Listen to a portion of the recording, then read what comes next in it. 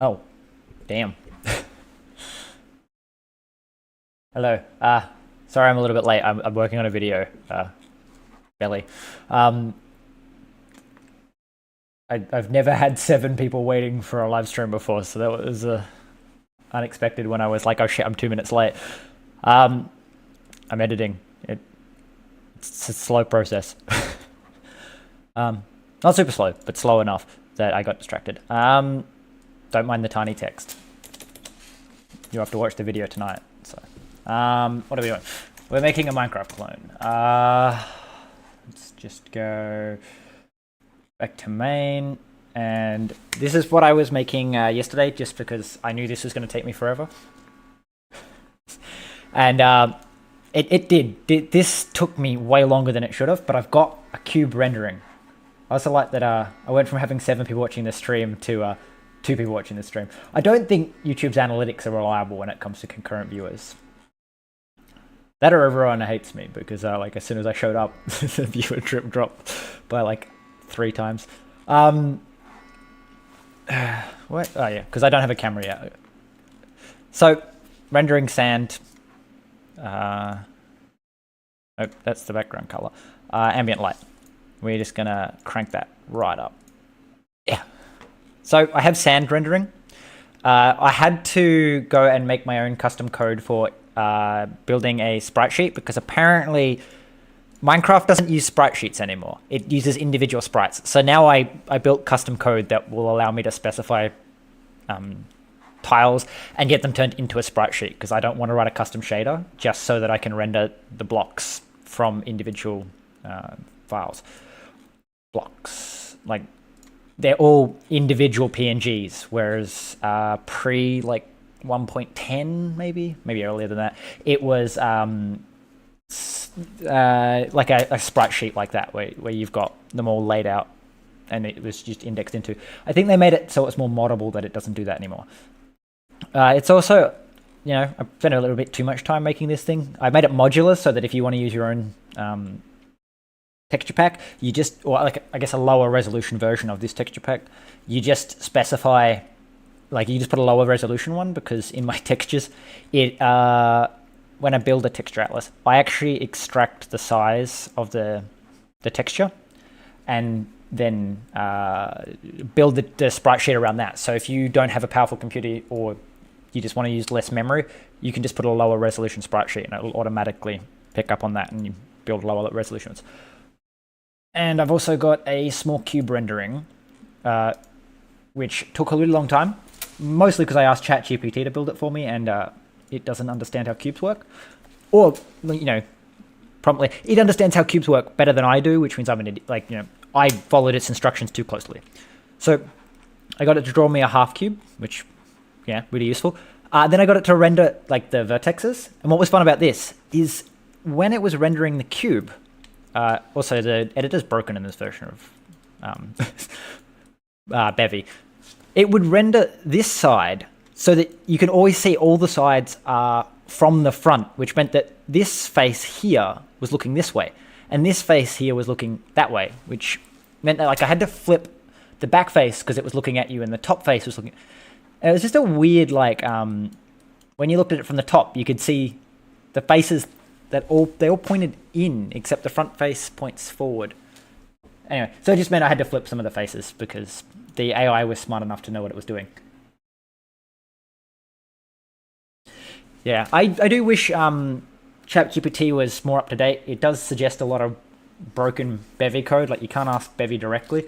But if I just pop this out and bring it over, don't just ignore me asking for tags. I was like, hey, generate me a cube based on this, and it was like, here you go. And yeah, that's 100% correct.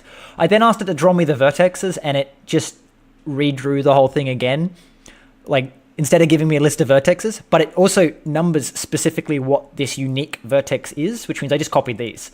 The issue is that the back face is drawn in the wrong order, so it should be 6, 5, 4, 4, 7, 6, because otherwise it renders backwards, and that means it's visible from the wrong direction. But the fact that it can do that without like having any kind of prior knowledge is pretty amazing. At the moment, there's not. You can just add me if you go on the Bevy one. I'm on here. You can find me and just message me. I've been accepting people as friends. I should set up a Discord server, but last time I tried to set up a Discord server, it did not go well. Discord intimidates me. It's too like you've got to set up stuff, and it's like no.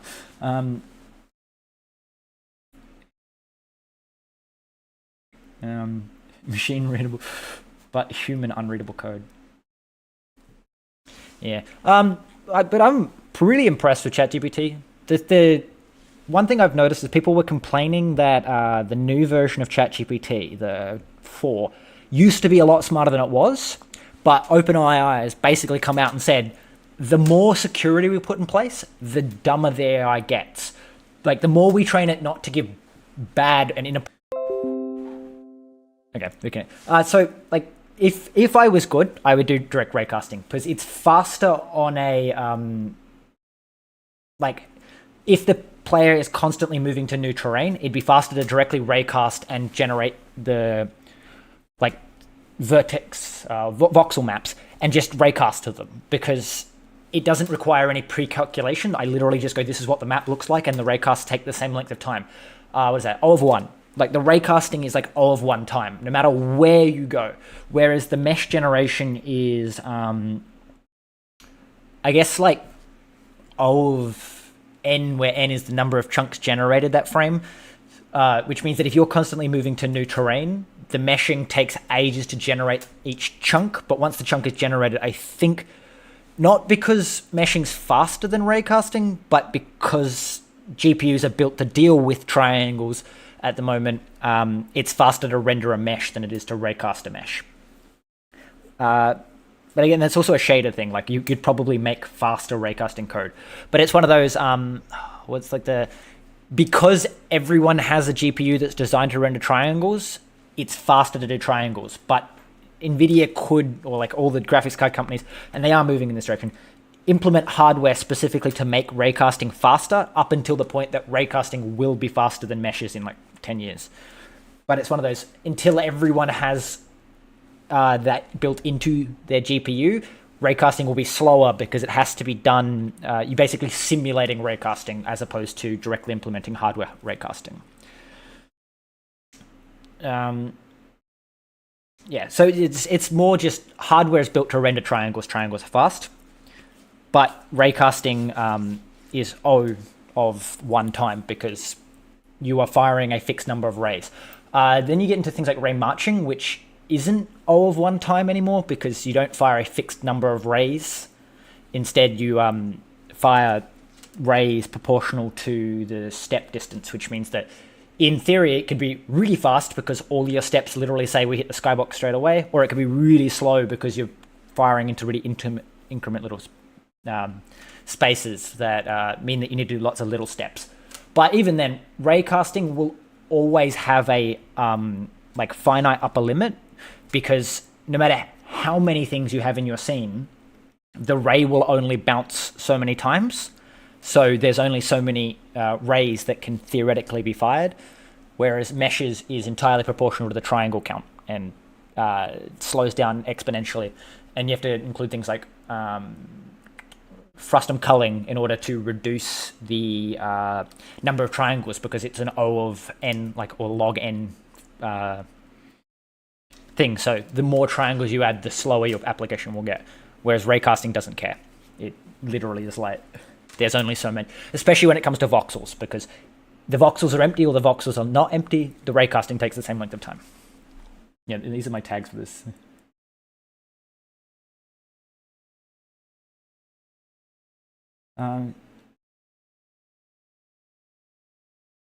More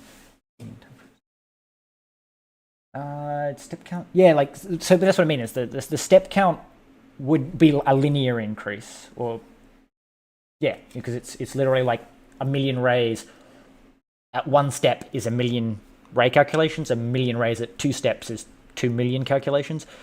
But ray marching, you could end up with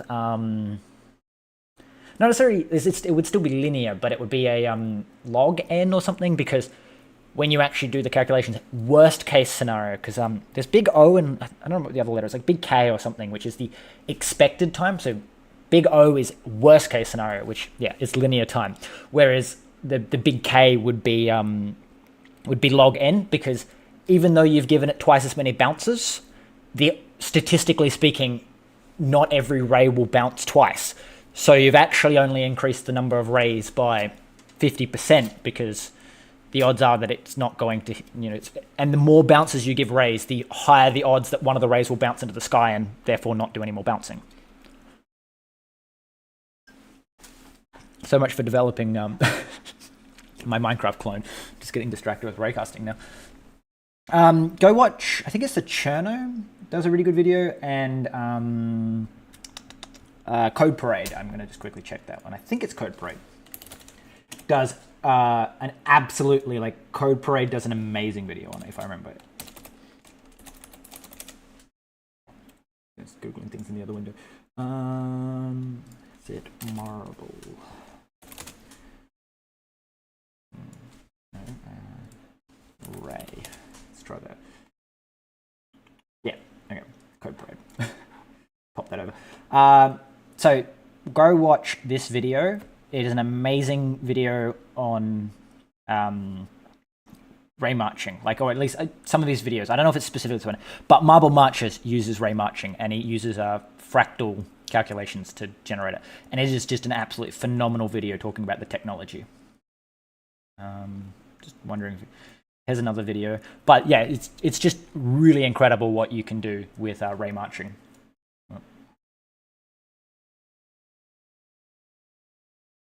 Okay, back on to working on the game. So yeah, I love my brain. At the moment, you can specify a block, and then you specify the paths. It returns an array of string arrays to load them, partly because at some point I want grass, which has the flat top and a different side, but because of how Minecraft renders grass, it's all shaded done. So if I go find the grass block in here, B, C, D, F, G, grass, it's grey. So because Minecraft uses the biome to texture the grass, all the grass textures are grey, which is just so much fun. I watched someone else make a Minecraft clone and all their grass was grey because they just used the sprite sheet that they found. I should have probably uploaded this to GitHub so people could follow along before I did this video. Anyway, what do we want? So we've got our blocks. So our air is invisible, and our bedrock is bedrock and gravel and grass. And then my make test mesh just calculates the UVs, which I had a lot of fun with because I'm going to make a video about this at some point, and I'll show this stuff off in that video more concisely than I will on a live stream.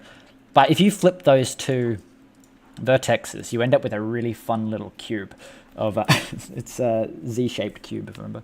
Actually, you probably won't notice it because I've got to shrink the UVs. I think it's here. You go. So this will show you the weird looking cube, but it's like 0.1 minus plus, and then we need to make that one minus and that one minus. I think that's correct. This just literally pushes the so if you look at it now, the sands are weird, like it all waves in the wrong ways. And I was going, I can't work out what's wrong with it. So I shrunk it down so I can see the surrounding squares, so I can work out exactly what's wrong with it. And it's literally just that the two UVs were flipped. I think they were also rotated, but I fixed all that, and it doesn't show it off nearly as well. But this is Z, and it's because this one of these is the top and one of these is the bottom, and because the UVs are swapped, it's like now they're getting drawn through the middle as opposed to along the top and the bottom. Like you can see this gold is this side, and it's all sloping that way because this is supposed to be here. I don't know, I just thought it was a really cool looking thing. Like if I then go back to my blocks, just swap these back, and then rerun it. Also nice about this, I haven't bloated my code yet, which means it actually compiles in a reasonable amount of time. My what's it called? My Bevy sprite animation code takes like 10 minutes for Rust Analyzer to be like, yes, I can tell you your errors. Yeah, so it's what it's supposed to look like, but when you flip those two corners, and it's pretty incredible how much of a weird block you end up just by flipping two UVs. Anyway, let's go correct that back. Probably should have had a plan. This video was a bit unplanned. I'm just terrified that YouTube's going to not monetize me because I'm going to miss my chance. So I'm just trying to make content, lots of content. Fun content, but like way more content than like I normally would, just because I'm like, fuck it, what's it matter if it's bad? But it'd still be educational, even if it's, you know, not not well planned. What was I doing? So we have our blocks. We can specify our blocks. Maybe I should work on a fly camera. I don't want to work on a fly camera. I want to steal a fly camera from Bevy Flycam.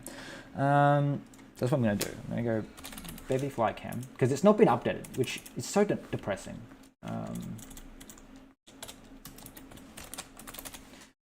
The Bevy Flycam always takes so long to update to the latest version. So what we're going to do is we're going to into the Bevy Flycam. I'm just going to give it a lib. We're going to go player look, player movement, player window. Cursor grab. Yeah, okay. The advantage of the file literally being like a single file, so we'll just go up here. I'm just going to go mod cam, and we'll just create that. Yeah, that's all the Bevy Flycam code, and then we just well, we go. Why are you importing the pre-code? Movement, move, descend. It's shift left now. Okay. Okay, we don't need. And we can leave the player plugin. We'll get rid of the no player camera. Okay, so on startup we'll complain. So it's systems, it's startup.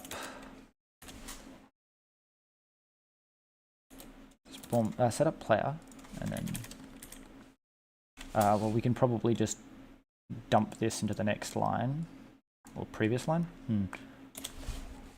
Ba-da-da. And then get rid of your on startup.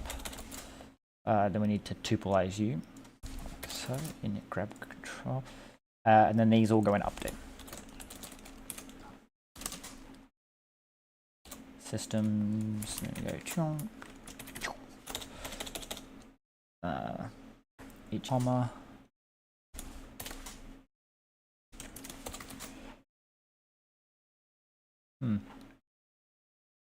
Initialize grab on Flycam spawn. That must be to do with when you set up the Flycam yourself, it grabs it. So we don't need that. I'll go back to my thing. So grab cursor. Yep. See, so the Flycam's just unmaintained apparently. YouTube's not receiving enough video.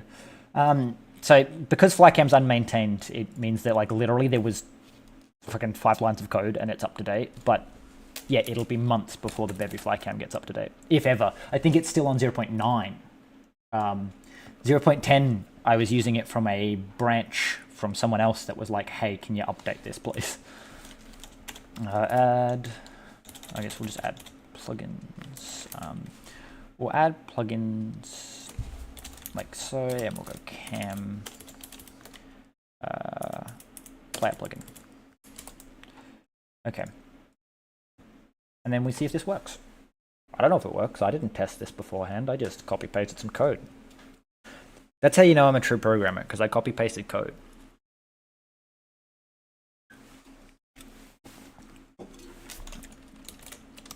And that's how you know I'm an elite programmer, because it worked with it, right?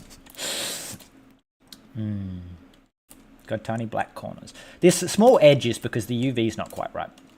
It's a slight rounding error. And it shouldn't be on probably this edges. Yes. So the way to fix that is you've got to go, hey, when we spawn our test mesh, can you add like not that much. Maybe add like 1% less.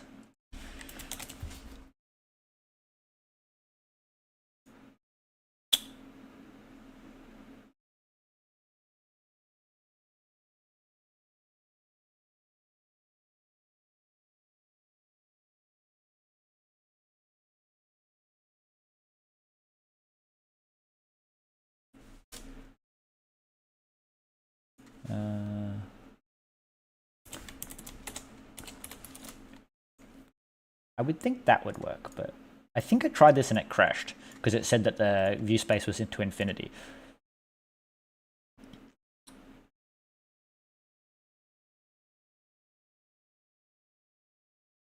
But in theory, that should work.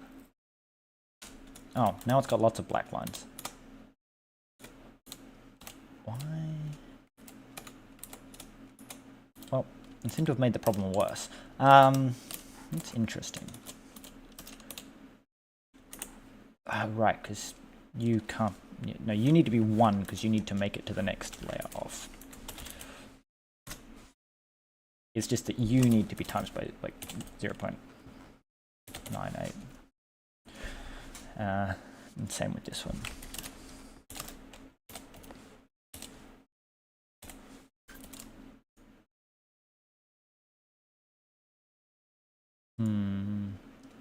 No, it would need to be.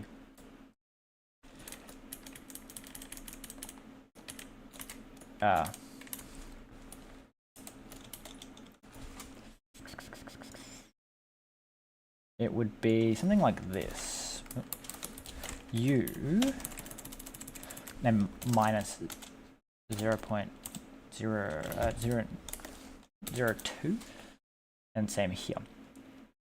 So basically what's happening is that the UV is slightly off in its placement, and so it can slightly grab outside of the cube. So what I'm trying to do is just make the actual cube that we render like of the sand be slightly smaller than the actual sand texture, so that even when there's rounding errors, it still lands inside the sand. But no. So with this one, we're basically saying, oh no, because that's going to give us a negative number. 0. Wait, no, we want a slightly positive number. So basically, even at 0, we want to go slightly deeper. And at the far side, so x plus 1 block over, we actually want to go slightly less than a block over. So in theory, that should result in it being a cube of size 0.96 instead of 1, because exactly 1 is where rounding errors get introduced. That should work. I don't know if it'll work, but it should work.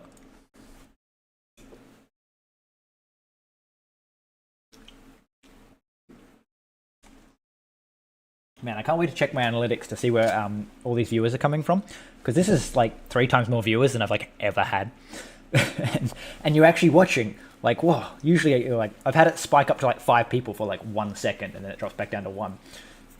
And now I have like 10 concurrent viewers and it's just slowly climbing. It's a bit intimidating. I don't want all these people watching me code. You can just see how terrible I am at spelling. Anyway, it worked. Now no black line.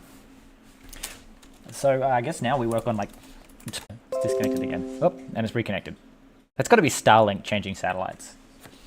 I gotta say, like, a big thank you to Starlink for actually letting me stream. Like, I've wanted to stream for years. Like, since I was like 10, I wanted to do streaming.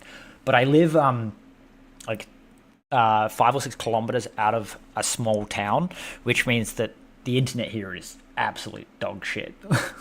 like reasonable download, like 24 meg down, or megabit, because I don't want to get that confused with megabyte, although people go, oh, that's fast. And then like 1 up, and you can't stream with 1 up.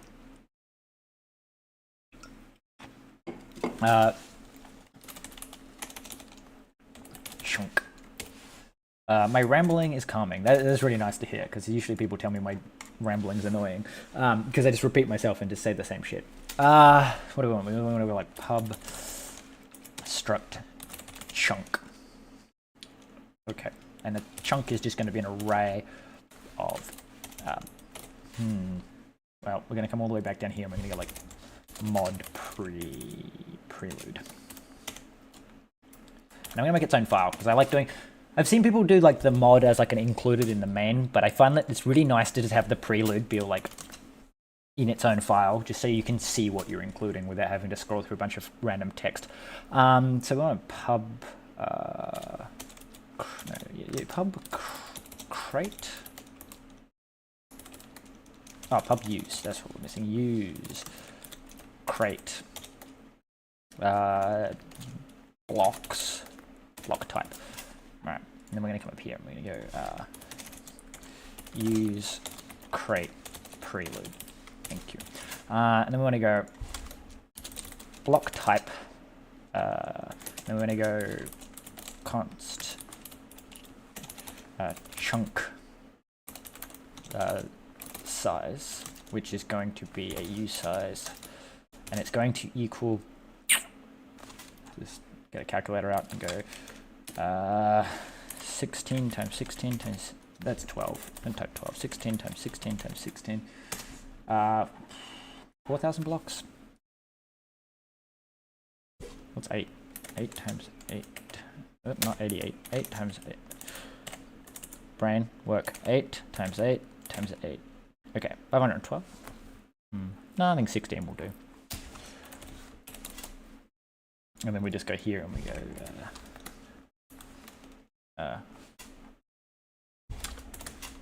so this chunk size, and we're gonna go like const chunk volume. It's chunk vol because I can't spell. And that's just chunk size times chunk size times chunk size. Maybe we should do another one, just const chunk area, and that's just going to be e size equals chunk size times chunk size, and then this is going to be chunk area times chunk size. Okay, and then we just go chunk volume. Okay. We should probably go to our toml and go rand, and we want whatever rand version is available.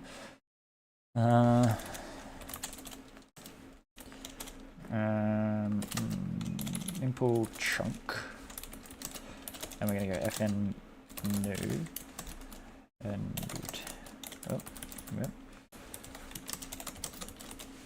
And this will return a chunk.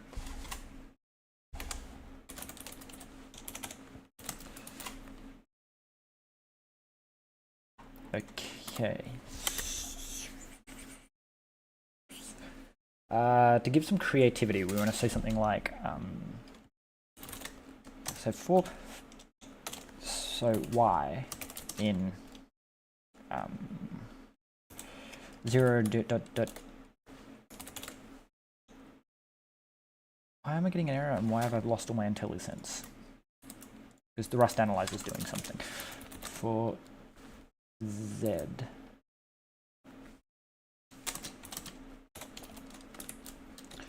and for X. Okay, so we're gonna say fn. No, we're gonna let air equal 1 divided by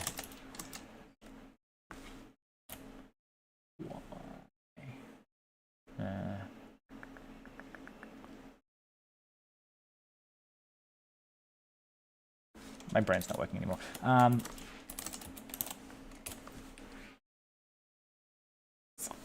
Then we're going to say if. Okay, so we're going to get out RNG. Let RNG. We're going to go also. We're going to say new contain a seed, which is an F30. Use 64, I believe. And then we want to go RNG equals rand. RNGs std_rng from seed. No? Okay, we've got to use rand RNG and seedable RNG. No. You have a function. I know. From seed.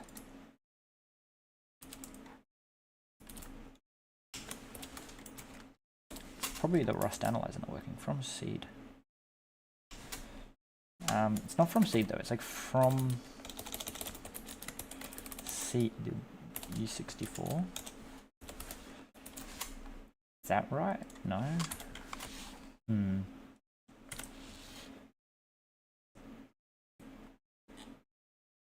It's U, isn't it? Yeah, seed from U64.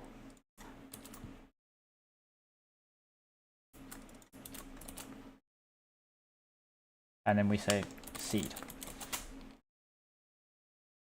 Okay, I don't know why my thing is not working. So we're gonna go let. So we're gonna say we need a mutable chunk, and it's going to equal a chunk. Well, it should probably just equal an array of block type air, which is going to be chunk volume and size. Okay, and then we return a chunk with chunk data inside. All right, and then so we're going to say if rng dot gen bool air.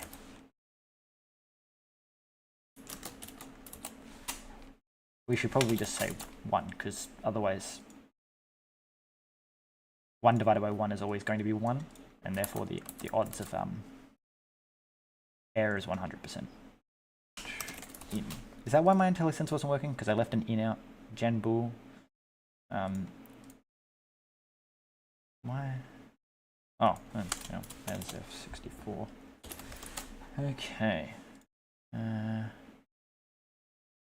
Because air doesn't have copy. Okay, well, this needs to be cloned and copy. Okay, so we continue.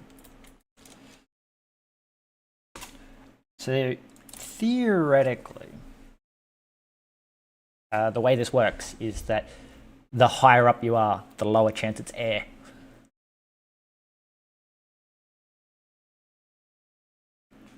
Didn't bother, that's me. Okay. So the top layer will always be air. Well, actually, that defeats the purpose. Like, why? So we should probably go something like 0.998. So it's almost certainly the top layer is going to be air.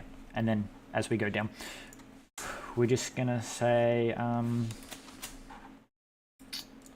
think it needs strum, don't I? Strum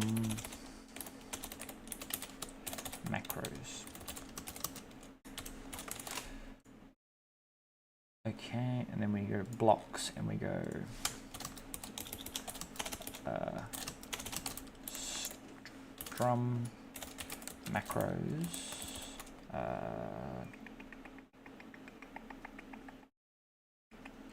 Waiting for the IntelliSense to catch up. Come on, indexing Bevy.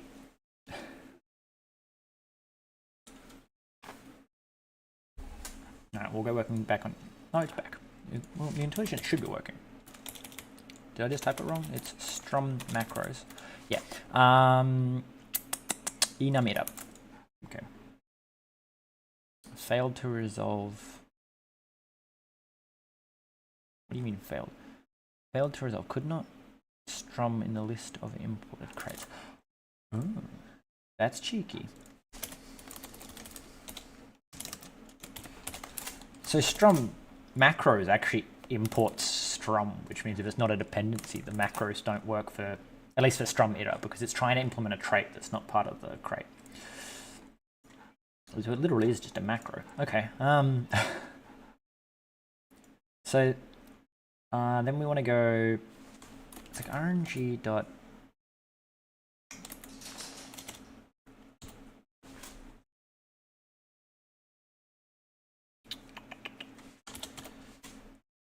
Come on, why are you like this? RNG, why is my rand not working?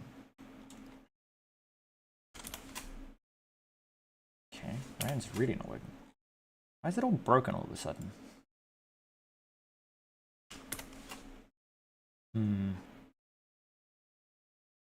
Oh, it's probably compiling something in the background. Problems. Okay, let's put the crate though. Rand. Okay, so RNG. There's gen. There's like a sample. Yeah. No. Would it be maybe block type iter? We need to use strum iter. Use strum enum into enum iter. Okay. So that's how iter, and then we go dot sample. I'm just going to quickly Google this, it'll be faster.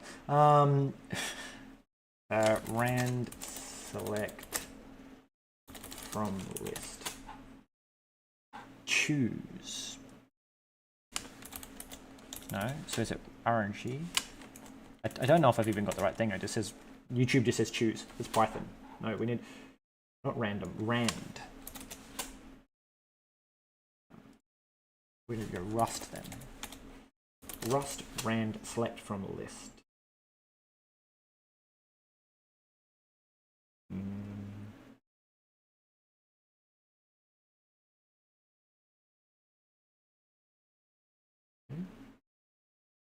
No.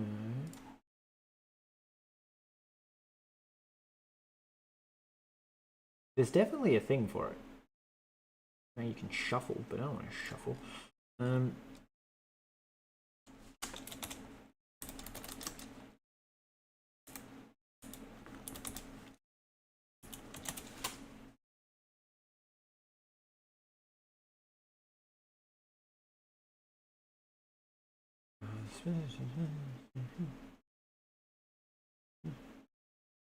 Yeah, so okay, RNG dot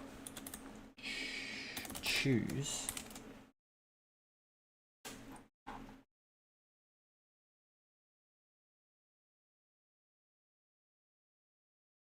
spinners.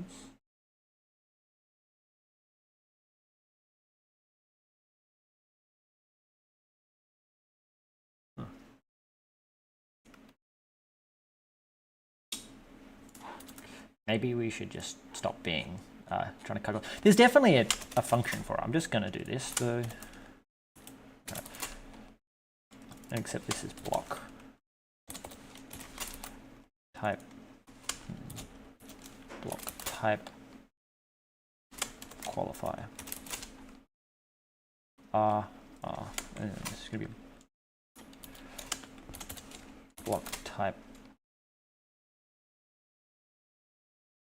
Okay, and then we want to randomly generate a number between 1 and 9. Okay, 1 and 8. And then we want to go 0, 1, 2, 3, 4, 5, 6, 2, 4, 6, 7, 8. 1, 2, 3, 4, 5, 6, 7. One more. 8. Okay. 8. And then this all becomes block type.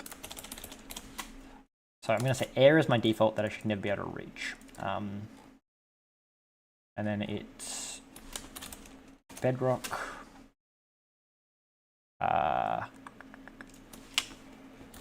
Gravel, sand,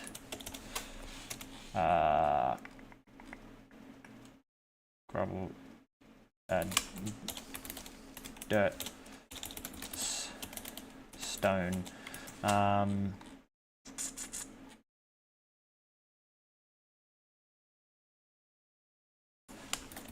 Gold, iron, coal, no, not clone, coal.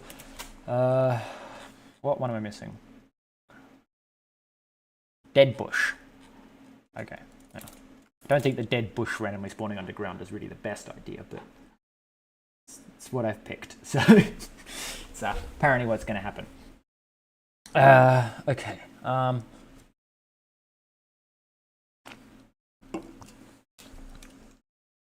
So then I say something like, it's something like chunk what okay, y times chunk area plus z times chunk chunk size plus x equals g dot gen. No, rng dot gen. Okay.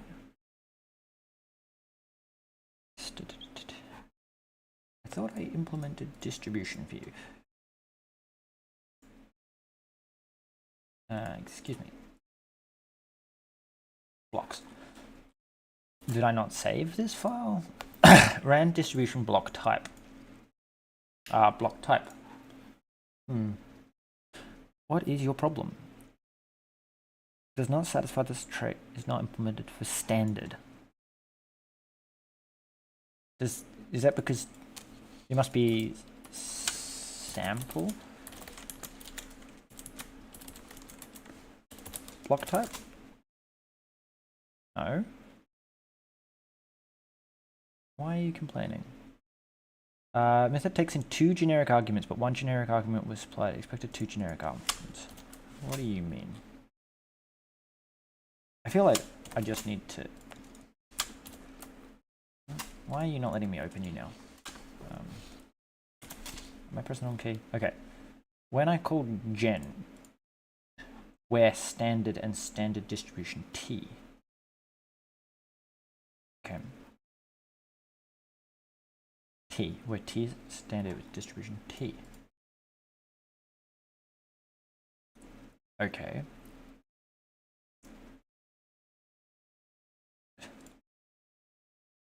Okay, so I guess what we do instead is we say block type dot sample. No, it'd be this sample. And then new RNG. Is that how we do it? No. Item from trait can use its traits in scope. Okay. Yes, please. No, don't generate similar function. Block. Why are you having a problem?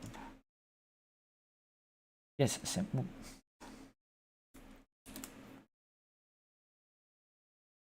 Distribution. Okay. Do I go use rand distribution?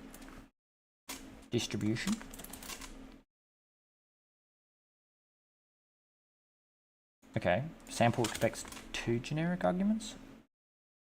Well, it doesn't. It expects R.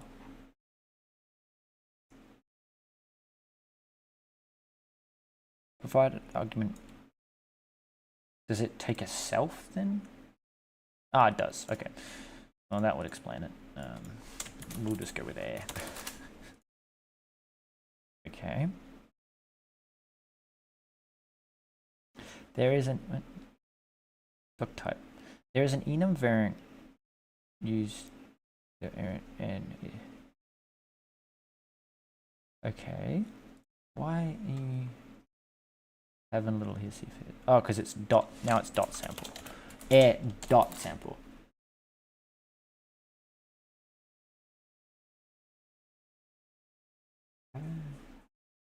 I have no idea where you've written. I'm gonna just copy that into Google and see if it's in a different language. What? The tech language? No.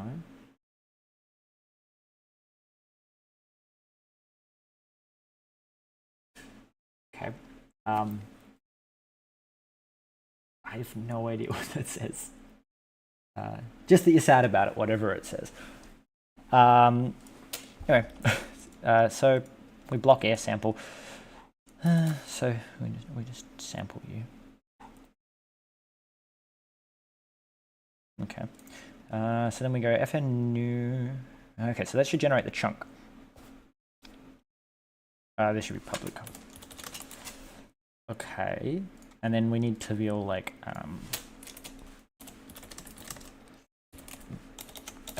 gen underscore mesh, which will take in self and I guess just return a mesh. And then we go back to block here and we go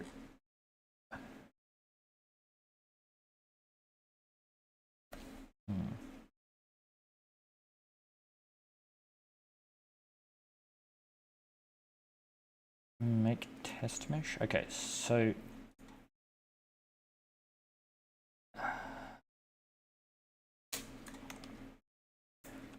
that's my UV code, so this is gonna be fun. Okay, so we need to have a little function down here being like fn get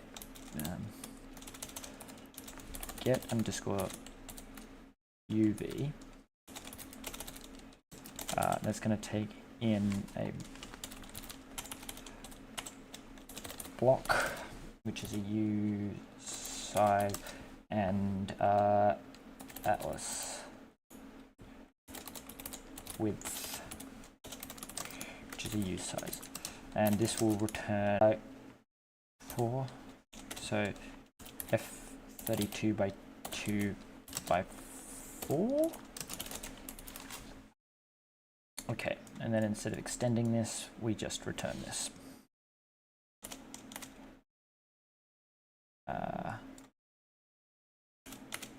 Okay.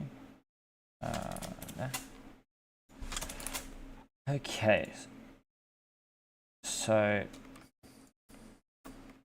just turn this into block, and this is also just block.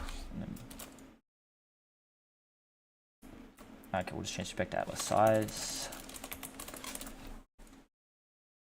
Okay, so that when I specify an atlas should return me the 4 UVs required.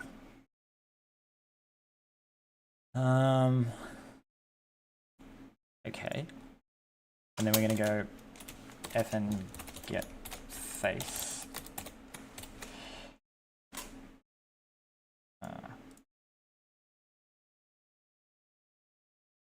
I guess this is gen face. So gen face, we need to go enum direction up, down, left,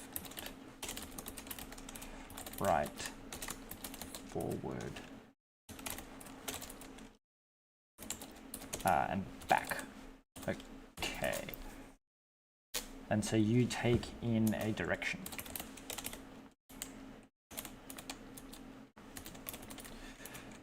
Which is a direction, and you will return a f32 by 3 by what do I want? 4 vertexes. Okay, so gen face. Then we just want to go to blocks and go, I have my test code. There we go. Copy you, go back to chunk, paste this, and then we want to go, oh, apparently we need these constants.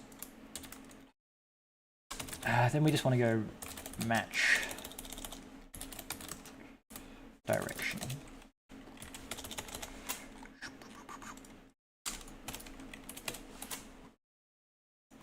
you go, and you go, and then it becomes direction front. So that would be forward, I guess, is the front. And then you need to return that. And then this is back, so it's direction back. And we go direction left.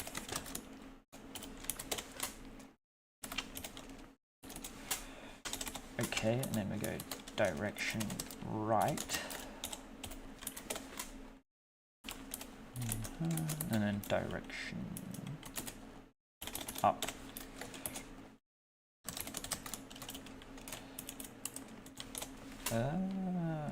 Okay, move this down here.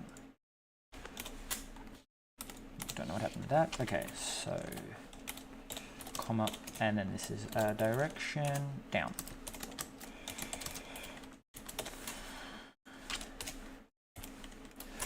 Alrighty, so that returns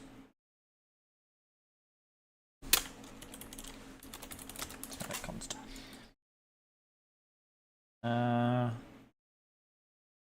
So now I can specify direction and get the face. So we can get the UV based on the block. All right. We then want to.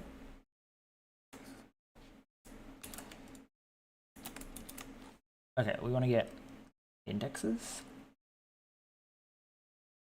The indexes should always be the same, if I remember correctly. We'll just have a look at these indexes. So 1, 2, 3, 3, 2, 0. No, okay, so annoyingly, I think I need to swap some of these around because so these ones go up, these ones go down, which means that that these need to be so 4, so 6 and 7 are in the right spot. So I need to swap 6 and 4. Okay, so 6 and 4. So then it becomes 4, 6, not 64, 6, 6, 4. So now it follows the same pattern. So it's 0, 1, 2, 2, 3, 0. So that's 4 plus 1 plus 2 plus 2 plus 3 plus 0. So as you can see, it's the same pattern, which means that this one follows the same. So it's 0 plus 1 plus 2 plus 3 plus 0.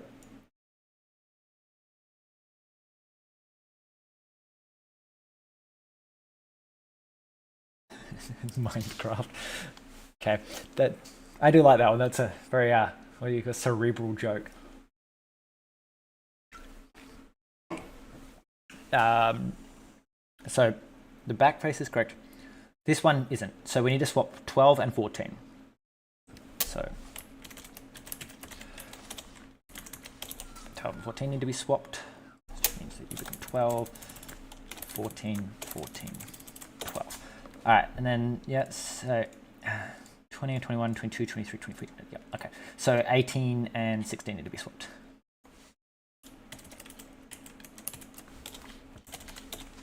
(18) and 16 need to be swapped. Okay, so 16, 7, 18, 18, 18, 16. 1, 0, 1, 2, 1, 3, 0. Okay. In theory, that should not have broken anything because I've just swapped the UVs, which means that this is the pattern. Oh no, I need to swap them in here as well. So what was it? It was 4 and 6. 18 and 16.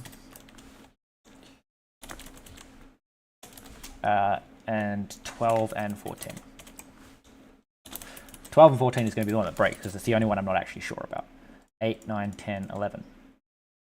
Yeah, okay, I can count.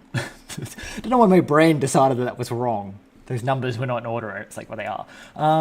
Anyway, so this is our vertexes, which means we put a function down here and be like fn get vertex, which is going to be offset. I guess it's a U32, and then we go here and we go you return an array of U32 by, is it 6? Is that how many numbers I'm holding? Okay, and then each of you, so we're just going to go new line, new line, new line, new line, new line, new line, new line, and then we go offset plus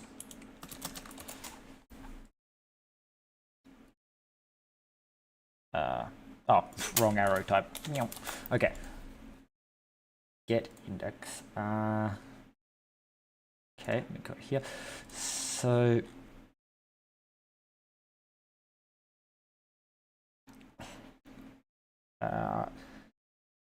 we need to say let new pos equals, and this is just a vector new. I should probably calculate the capacities, but you know, let mu UVs equals vec new, and let mu indices equals a vec new.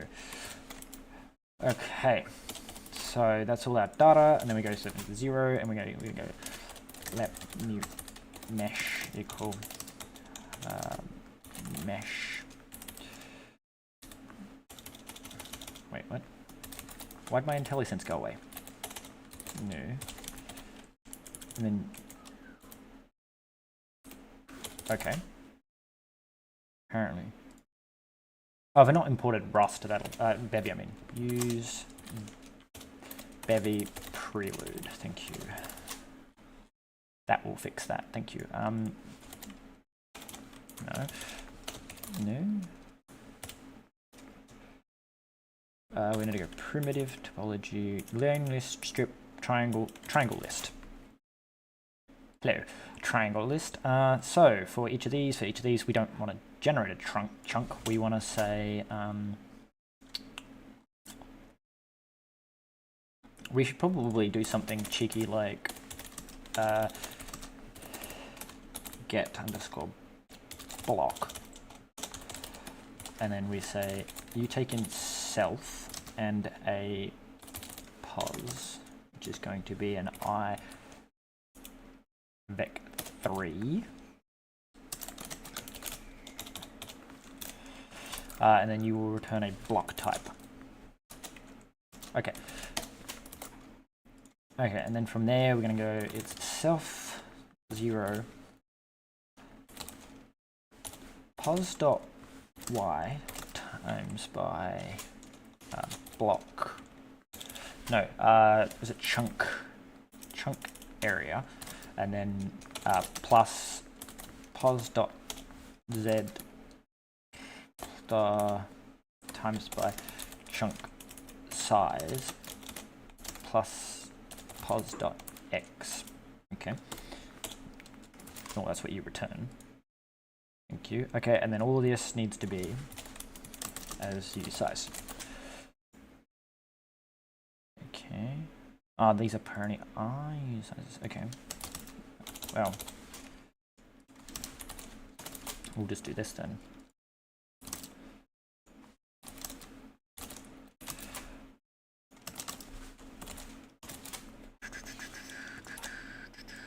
Okay.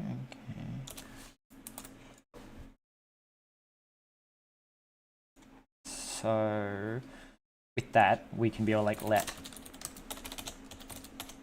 block equals self dot get block, and then we go I vec 3 new, and we go x y z. Maybe I should just change this. we'll just we'll go struct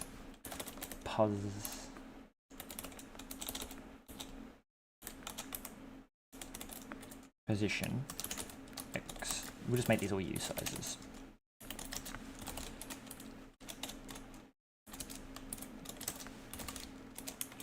And then we import position.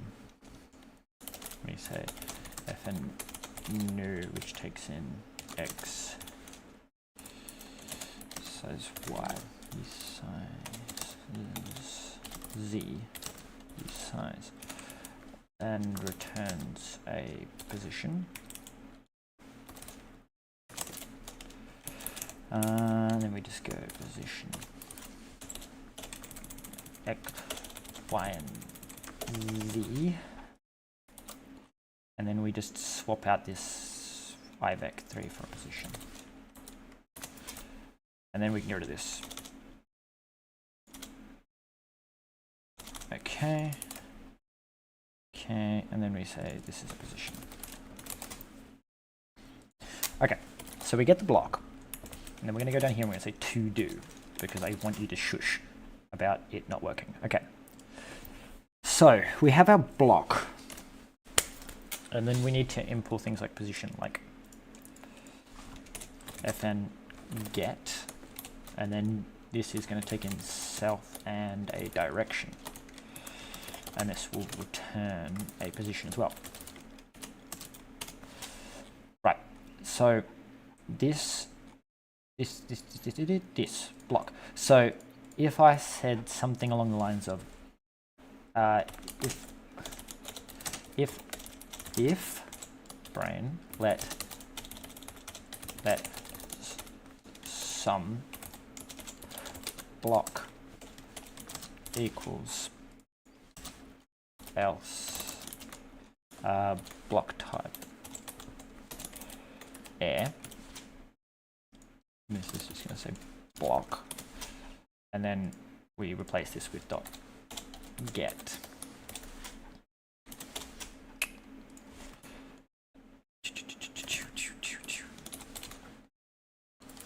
Okay. All right. Dereference you. Okay. So now, just for those that don't know Rust particularly well, when I call get block, it will return what block is at that position, or air, which means if you request something outside of the chunk, you'll just get air. So we're going to say let current equal position new x, y, z, no, x, y, x. Would be funny. It's one of those bugs that would probably end up happening with my fucking programming. Current. So we want to get the current position. This also needs to be clone and copy. Derive, debug, clone and copy. All right. So what we're working on. So we're working on get, and we're going to go match direction. Okay. Up is just, it's going to be a position with an x equals to self.x, a y equal to self.y, and a z equal to self.z. Right, then we're going to copy that, and then we're going to go, we're going up, so that's y plus 1. These also shouldn't be u sizes, these should be I sizes.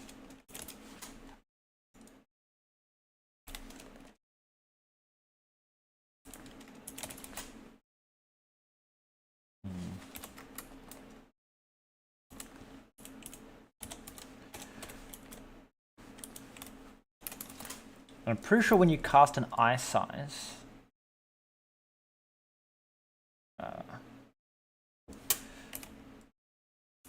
to a U size, it actually gives you a really big number, which means that theoretically this is fine, because when I go into negative numbers, they will just be outside of the chunk. So then we go up to here, we go to end, we go paste. Okay. So down is -1. See, so this should just be minus max I size, because it's equal to -1. Left, which is x-axis, yes. So left would be -1, right would be +1, forward would be -1. I think I would have to check that, and then you can be +1. Okay, yeah, well, that'll do for my logic. All right, so as I size. Oh, Control C, Control V, Control V. Up. Okay, so we have our position, and then we go get the current block. If air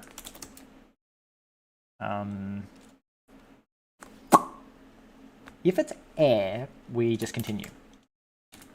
Oh no, if let block type air equals block, continue. Because if it's air, we don't do anything. Okay, then we're gonna go for, we probably need to implement direction iterators. So we need to come down here, we need to go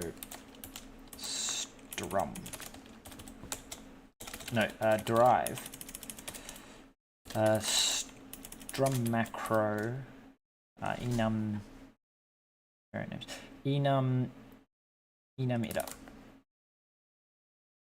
Okay, so that would be for direction in direction iter. Okay, so for each of the directions, we are going to call. So we're going to go if let block. If let block type air equals self dot get block current dot get direction. Okay, so what we do is we go, hey, if you're air, don't even bother checking anything. If you're not air, for each direction around you, check to see if that block is air. If that block is air, now we want to put you into the chunk. So what we want to do is probably something like, so UVs are calculated as UVs. Get face, okay.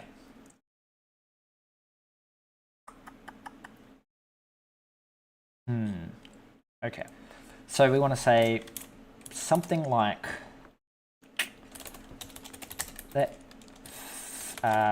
face equal get face direction dot map pos, and then we want to run this little bit of code, and we want to go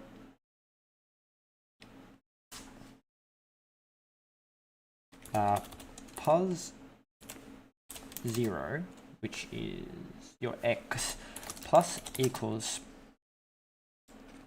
x f32. Can't mutate it. Okay. Okay.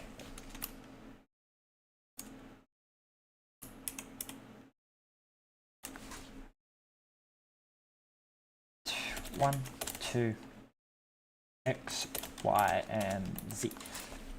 Okay, and then you just return pos. It's that simple. All right, so we get face and we mutate our face like so. Then we want to go we probably will just combine this into this, because this just lets the compiler just really chew into it, into its optimization. Positions.extend. Get the face and extend it by the mapping. Okay, and then we want to go UVs.extend, and we want to say that this is get UV, and our block is this one, block, as usize -1, because it will never check error, and error is 0. So just because of how I have it inside the atlas, and the atlas size for now is 3. This would need reworking as soon as you start letting customized stuff happen. And then we want to go indexes.extend by get vertexes. It's not vertexes, it's indexes. Hey, you. Yeah, I've named these wrong. It's indexes, please. With an offset. And the offset is indices.len. Okay.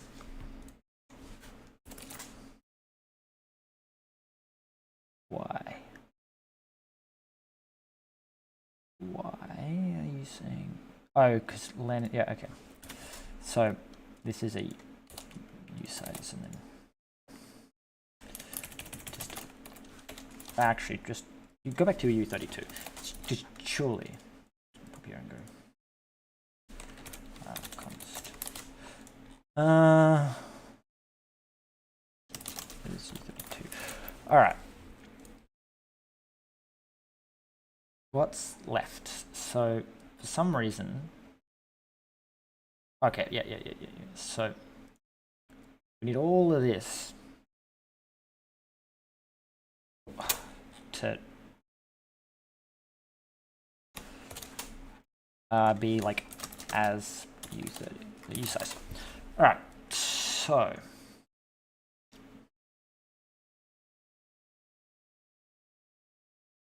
that could result in adding with overflow.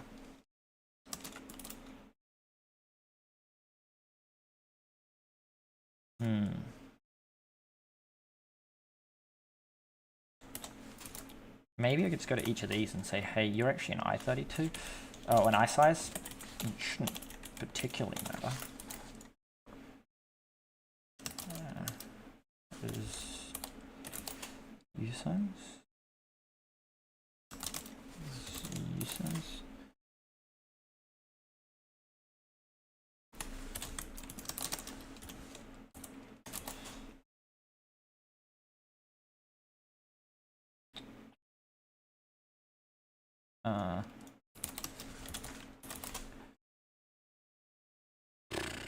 This is probably terrible programming practices, but you know, get direction. Why are you saying that direction can't do this? Does not even copy. Okay, so direction needs clone and copy. Clone and copy. Okay. Floating point arithmetic is not.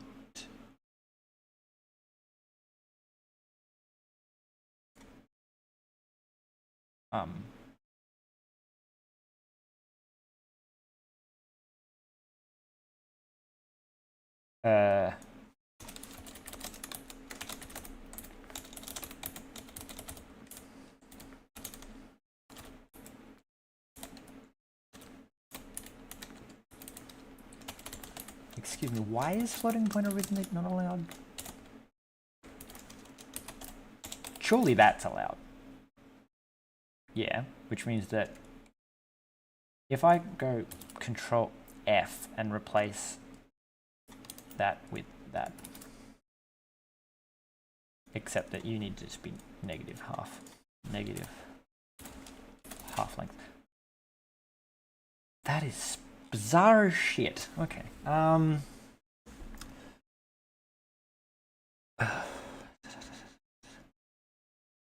What am I doing? So we have our mesh here. So we have our vertices, indices, and our mesh. Okay, so then we want to say mesh dot set indices to being Bevy, no, not reflect, render indices. Okay, we'll just type indices and hope that it finds it. Okay, and then we want to use, and then we want to say indices. All right. Oh, we need an option. So sum, like so, and then we want to go mesh dot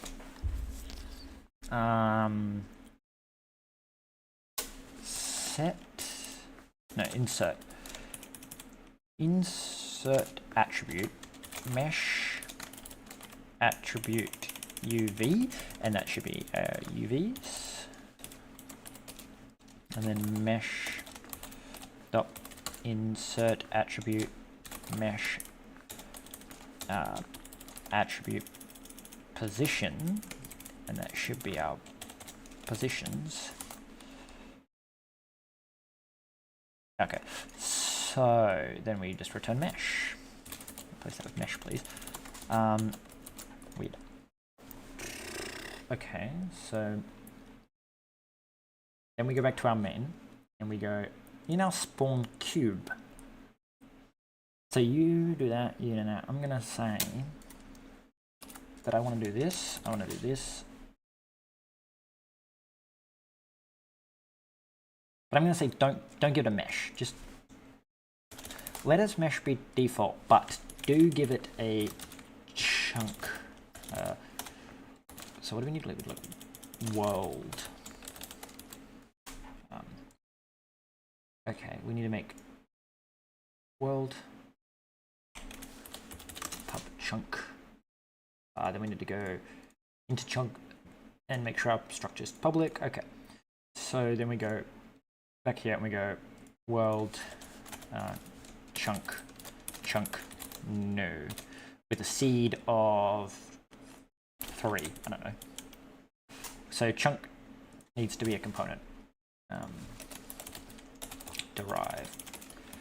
I don't know if I'll end up leaving chunks as components, but for now it's a good idea because then I can just be like, okay, chunk expected, but 2 arguments were provided. Oh, because this needs to be a. All right, and then we need to just be like fn gen underscore chunk mesh. Okay, so this needs to be a query for all chunks that added chunk.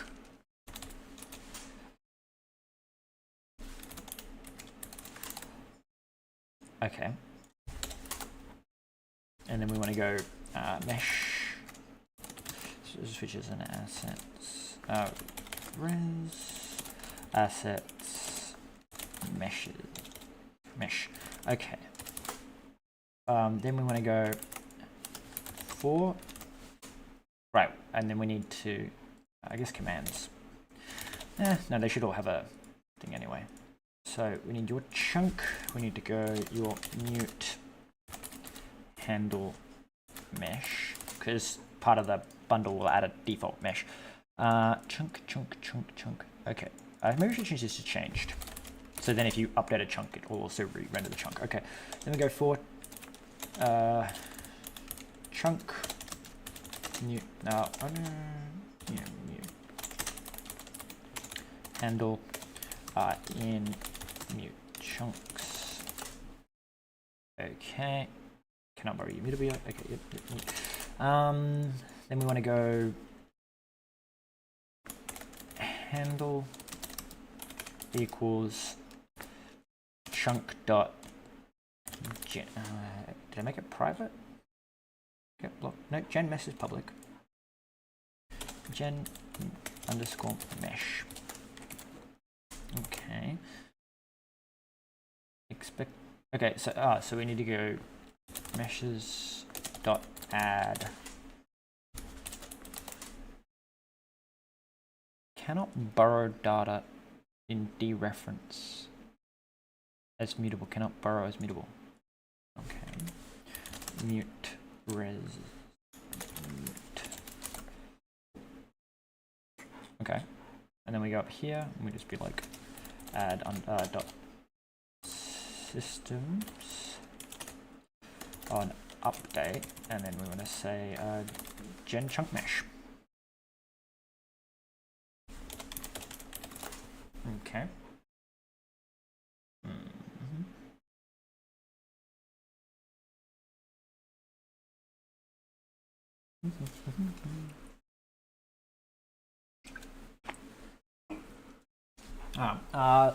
Let's do a little fun recap. So what we're doing is going through every block in the chunk, checking to see if it's air. If it's air, we ignore it. If it's not air, we insert the appropriate faces based on its surroundings. If the surrounding block is air, we just ignore it. If it's not, oh no, if it's air, we insert that face. Otherwise, we ignore it because only transparent blocks. This could be modified later if you wanted to specify all your blocks. You could add like a thing to them like is transparent, and things like, you know, air is yes, leaves would be yes, but, you know, sand, gravel, dirt would all be no, which means only on the transparent blocks do you insert the face so that you can see that block. And then we look at this and we go, anyone else get the feeling something went wrong? Well,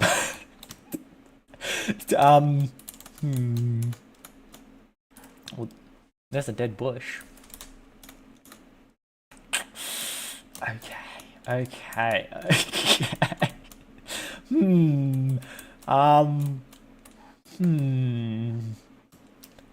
Doesn't seem quite right. Let's hope. This is why I've learnt after many years of doing dumb shit. Make things constants that you want to change but use a lot. I don't have to go looking through all my code for all the places where I specify the size of a chunk. I can just be like, yeah, the chunks are 1. They're done. And then we go, where is it? Where is this monstrosity? Well, oh, right, yeah, it's just made of air. Okay, chunks. It's like a 1% chance, or 2% chance that it's not made of air. So apparently on that seed, it's just made of air. So that's actually hilarious, but you know. I mean, the other option is we could, it's very complicated.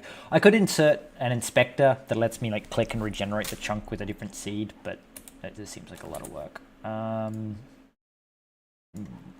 is it? There's no way that it rolled fucking double air. Well, I guess it's a 50-50 chance, but that's like, no, surely it would have rolled something on a 50. Maybe I should just remove the chunk. Let's just remove, first off, that it skips the entire first layer, because that was the whole point of making this not 1. So you divide by 0. Well, oh yeah, that'd be a good reason to skip all of it, because dividing by 0 that's gonna crash.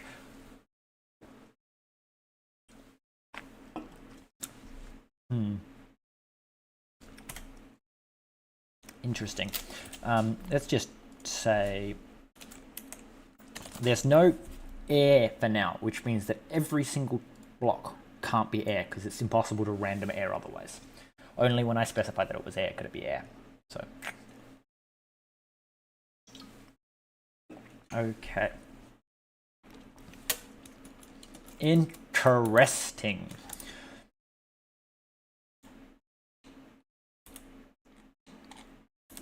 Okay, let's go back to 1 block, and because I suspect it's purely something like I've got a number in the wrong order or something. That's meaning that the actual initial chunk is wrong. Like the initial block. And if I can fix the initial block, it should hopefully propagate its way down and fix everything. Okay, so we want to turn this one off. And we want to go, okay, that's just very wrong. Why can I not move now? Okay, because I was tucked out. All right. So the top is obviously correct. The bottom is very much wrong. Okay. While I remember to do this, app.insert resource ambient light.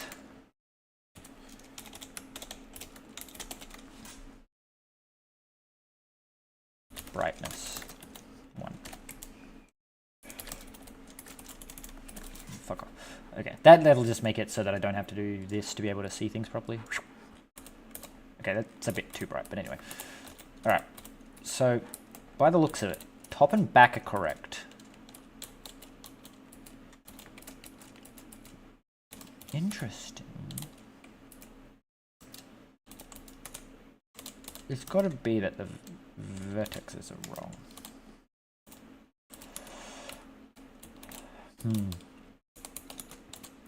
Alright. So what we do now is we basically just go in there and work out exactly what I'm doing wrong.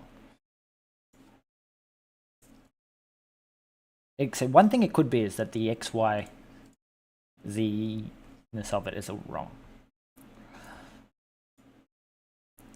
Wow. It shouldn't work if the numbers are negative anyway. So we get the faces and we just add the X, Y, Z to the faces. So we iterate each of the faces. So maybe what I should do is just go, if the face isn't air. Okay. If direction does not equal direction up.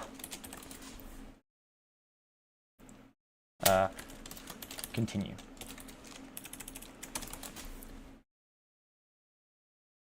You need equal. Par equal. Okay, so gen face.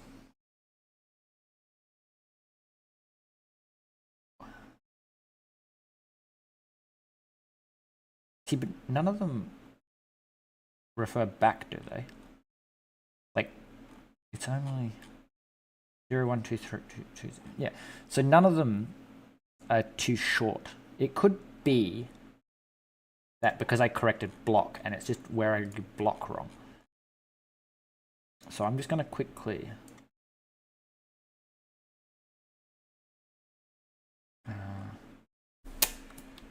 go here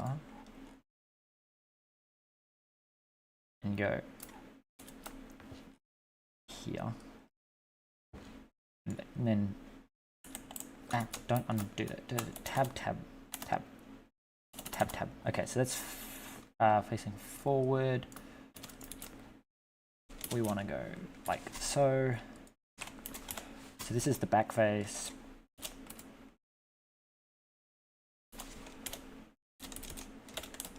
Okay, and then we'll do this.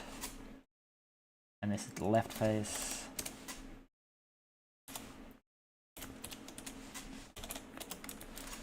And this is the right face. The big thing that's weird about it is it's not rendering the faces correctly. Even on the sense that like you would think that the faces would just be in the wrong place if I had the ordering wrong, like if it's not supposed to be one or the other. Okay, what have I done? Why have you turned pink? Oh god. This is top. I've done something. It's all turned pink. Okay, and it's gone away now. And this is bottom. Wait, down. Direction down. Okay. Top, up. Direction up. Okay. And then, yep. Go here. And go only from here to here. Just in case, for some reason, I've selected something else. 36 of them. Alright. We just slowly work on this until we can get a a cube to render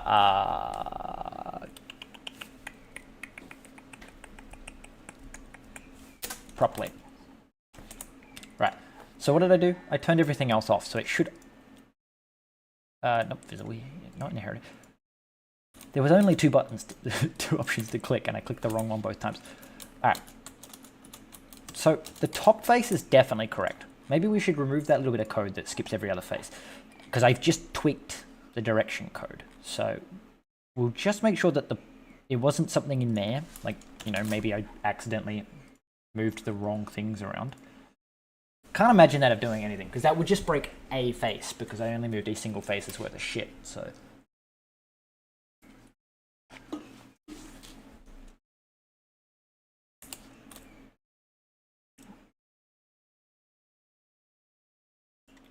Okay, yeah, so things are still broken.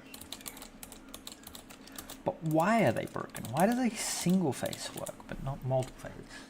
Let's go back to our block code and go, none of these, you never refer backwards. Like, nothing in this row refers to anything in this row, and nothing in this row refers to anything in this row. So that implies that it's got to be...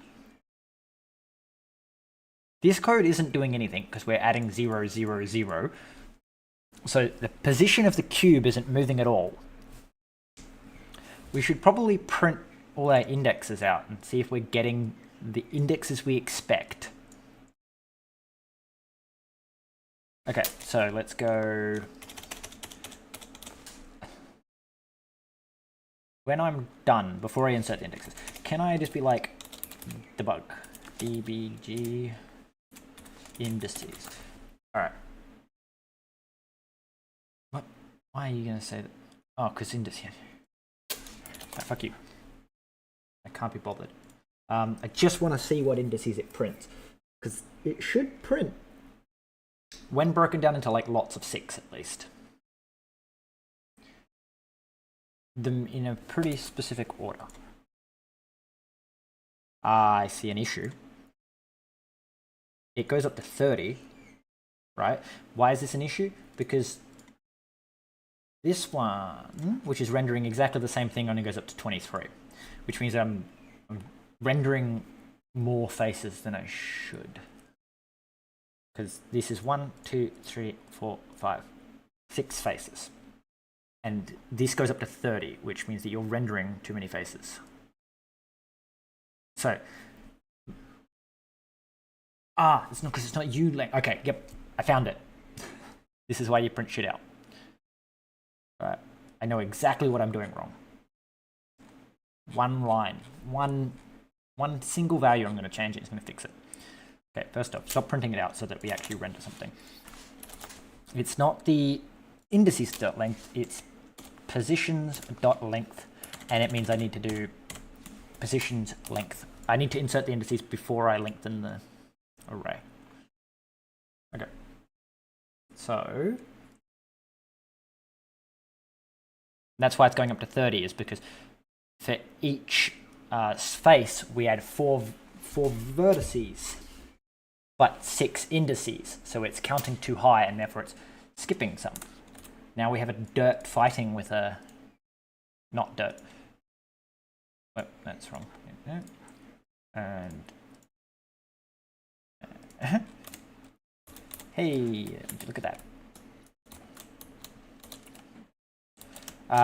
I wonder if adding normals make it not glow white like that. We'll find out. Because normals are really easy.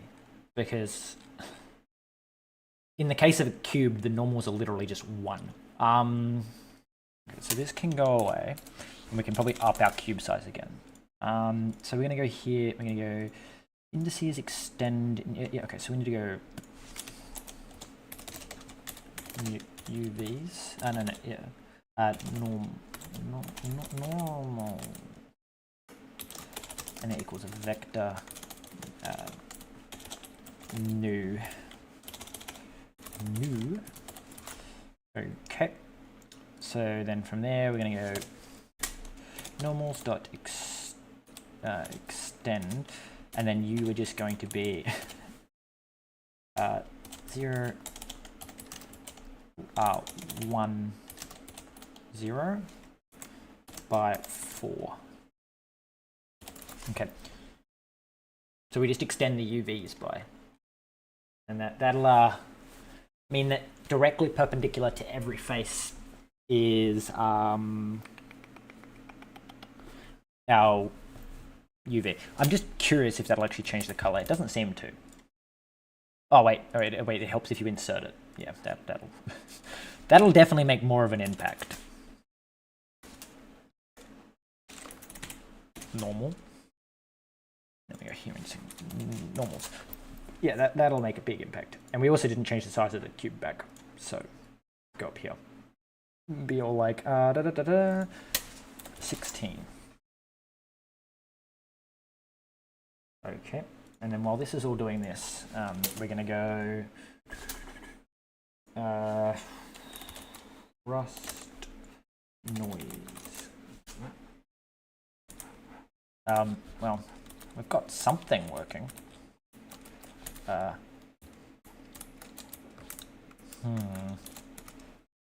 Hello? Well, what's most bizarre?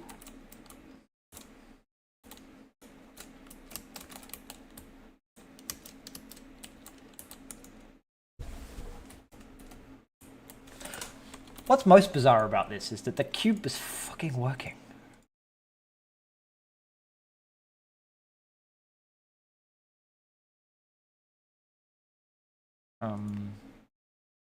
No, this cube, we're trying to turn you off so that we don't get this Z fighting and we can actually have a look and try and diagnose the problem.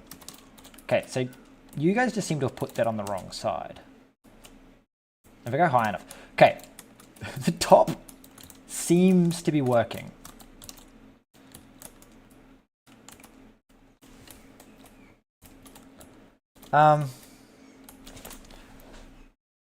So the fact that very specific edges are working makes me think that it's probably just my position code and that Y should be when I look up, but I'm adding one to the Y. Why would that not work? Checking down works because checking down just returns air. Oh wait, because it's that would be something to do. Is we got to add the air chance back in. That's gen mesh. When we generate a new mesh, we need to add the air chance back in. Skipping this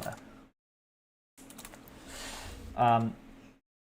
Because if there's no air internally, for one thing, it'll never generate a nice mesh. Anyway, I was looking at something. Rust noise. Why does the game always start halfway through a word?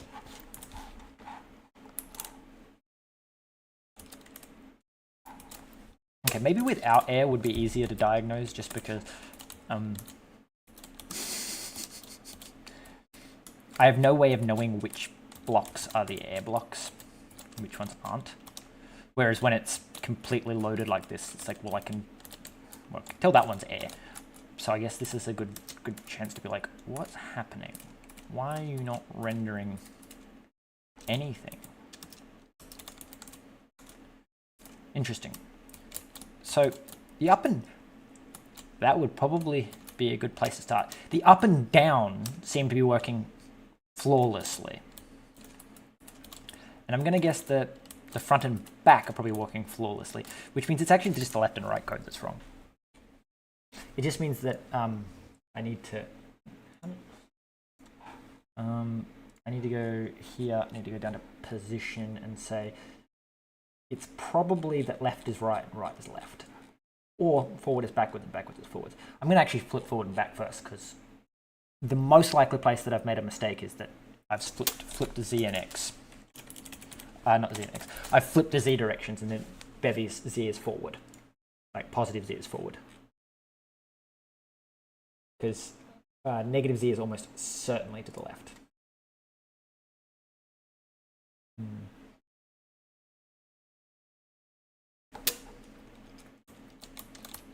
Okay.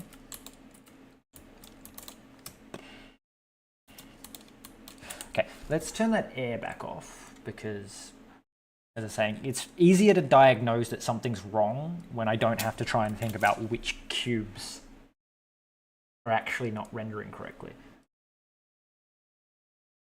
Because the fact that only the top leftmost side and the bottom rightmost, and they were rendering on the wrong face, means that they were going the wrong direction. Okay, see what I mean? So the bottom face is correct. And probably the left and right face, I'm going to guess if I go over here. Yep, let's see. So the top, which means that it's front and back that are wrong. And hence the only reason that these corners work is because these are the only two positions where the correct orientation is interpreted. And it's not rendered from the inside, yeah? No, because I'd see that as I flew around the cube. Which means that I should probably flip left and right as well. Or X and Y, however you want to phrase it.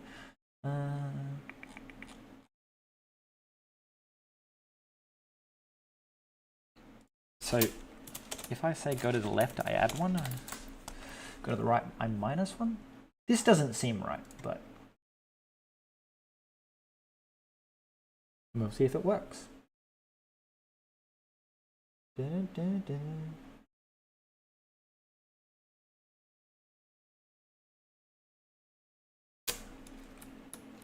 Well, that's definitely wrong. And that's flipped that one. So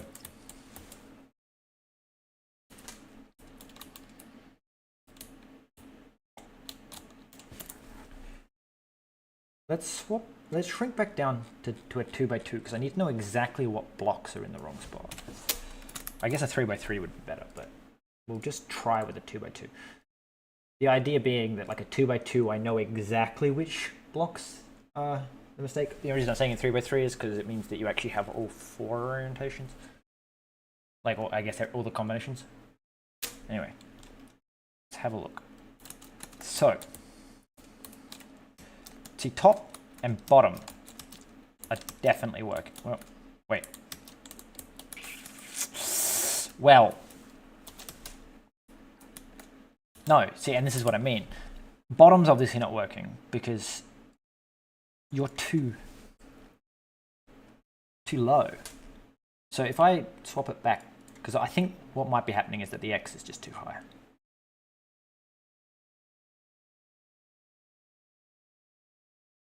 See, because it means if it's moving one to the left. Now that shouldn't really do anything. But anyway, I'm almost 100% the X is correct.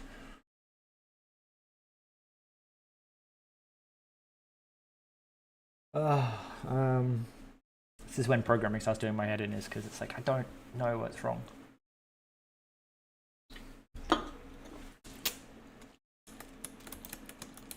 No.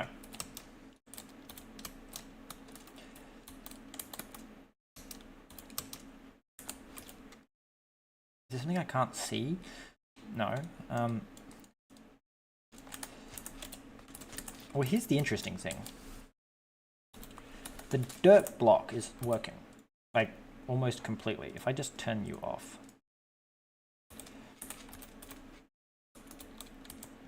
See, why are these blocks basically completely rendering? Like the dirt's actually rendering completely correctly.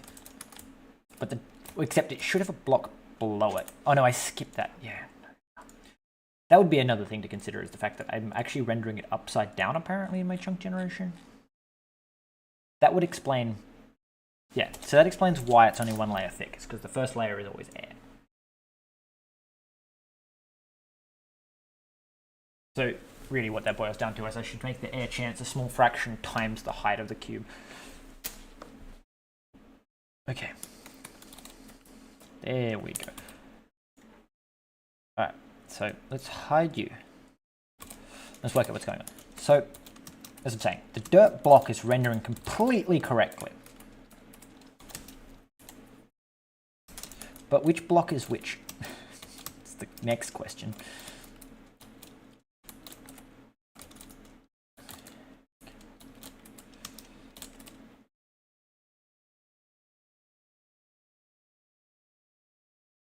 Wait a second.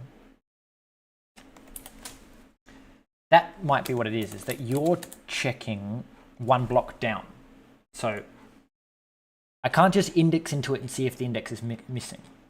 we need to modify the get block code. So if pos is greater than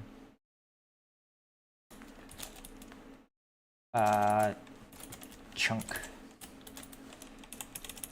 size, return air. Okay, I think I've worked it out. It's because it's wrapping, so it's treating the entire chunk as if it's a big long tube. So hence the ends work because they're actually checking their surroundings correctly, because up and further off go off. But they don't work in the tube sense because it's like, there's something next to me because it's the next layer down. Anyway, we need to, I'm gonna say import order for position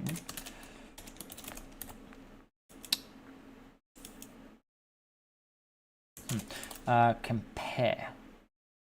Wait, no, ordering is not the one we need. We need partial ordering.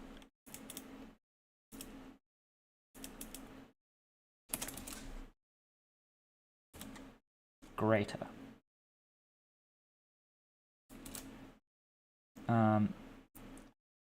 Is that it?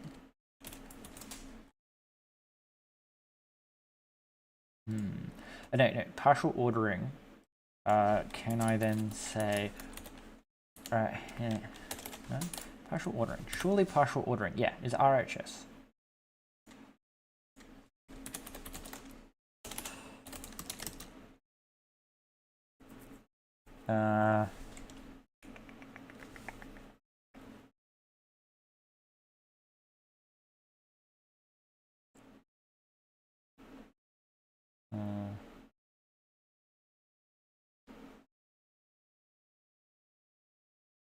Yeah, partial compares X, Y, and Z.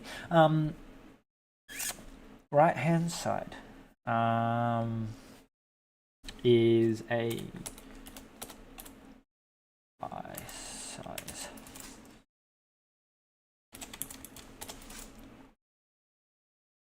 Oh, no, I just specified eye size, don't I? I don't even have to declare that it's the right hand side. Okay.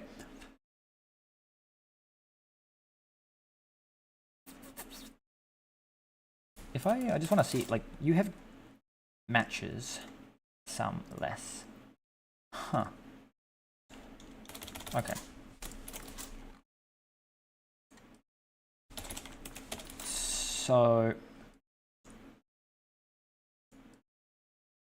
if other is less than 0, less than or equal to 0, return none. We want to use std cmp ordering. I'm basically saying to the compiler that if you try to say it's less than 0, that's not a valid thing for a position. It should be, but for now it's not going to be.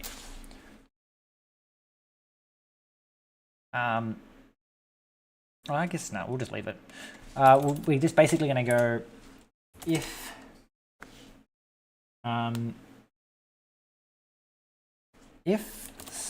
self.x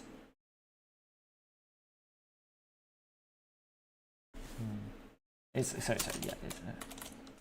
less than other,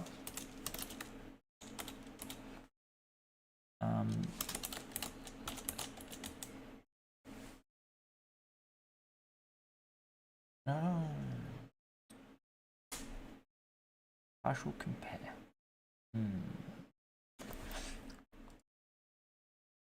So I don't want partial compare. I just want actual full-blown compare.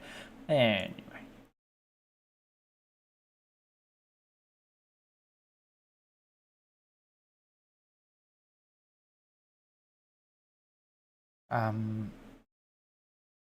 Well, can I get you to have like a default implementation?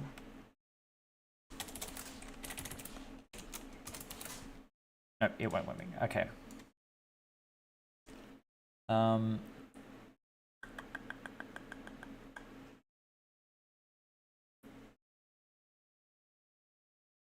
partial compare. Can we just say none? But if I said like less than, and then we say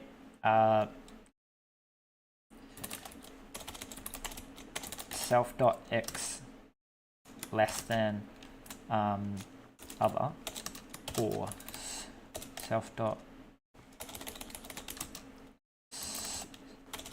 self.y less than other, or no, not or other, less than other, or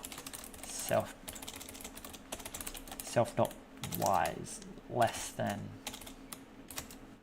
no, z is less than other, fn greater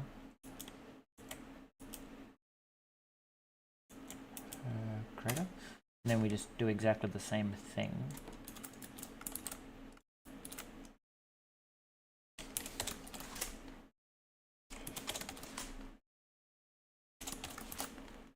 Okay.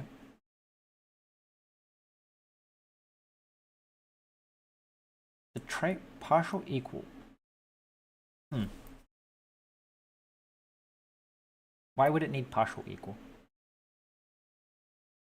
We can implement partial equal.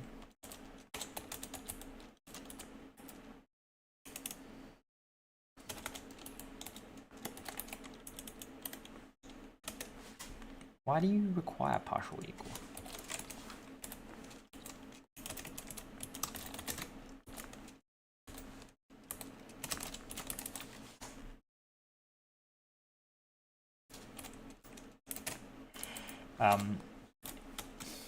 If no, it's just self.0 equals other, and self.0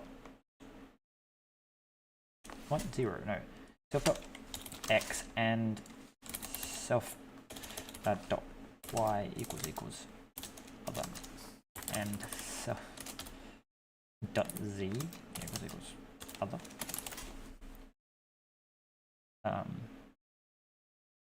Cannot compare I size with reference distance. Okay.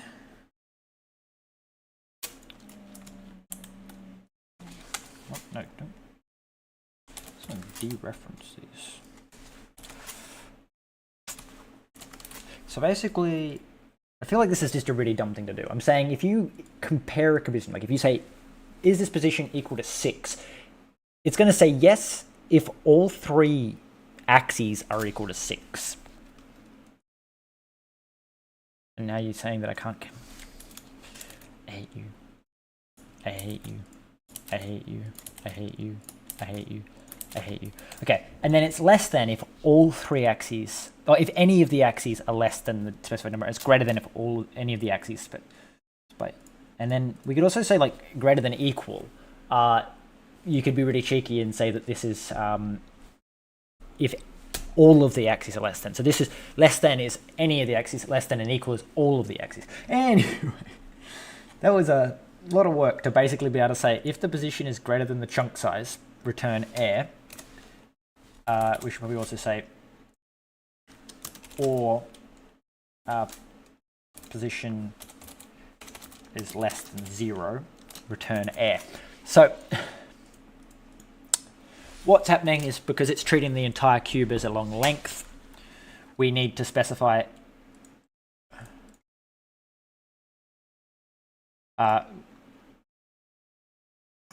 we might need to do -1. Then we should be able to just do this bit. Need to leave you as a, and then go chunk, no, self.0. Okay.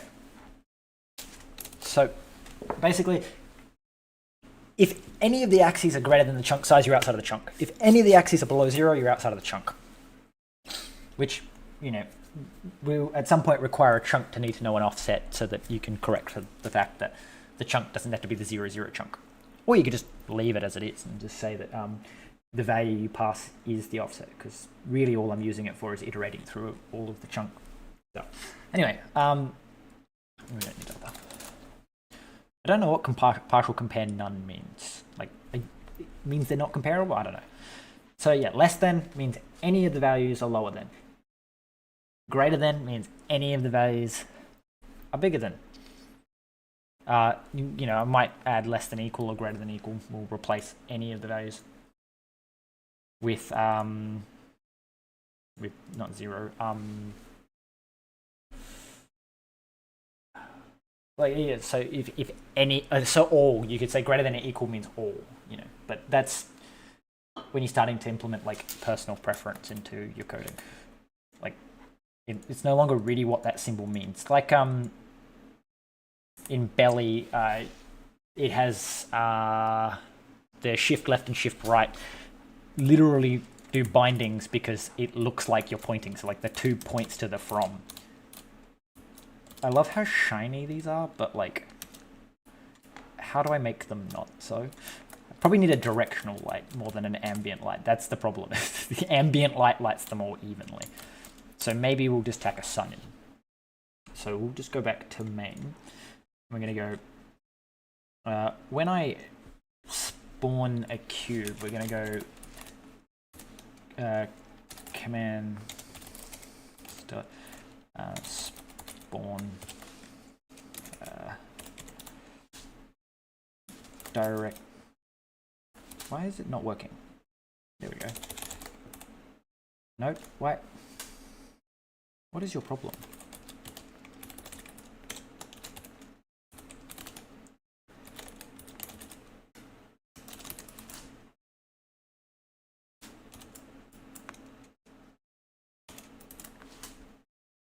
Okay, what do you need? So we need to go transform, which is a transform from translation vec 3, and we need to be like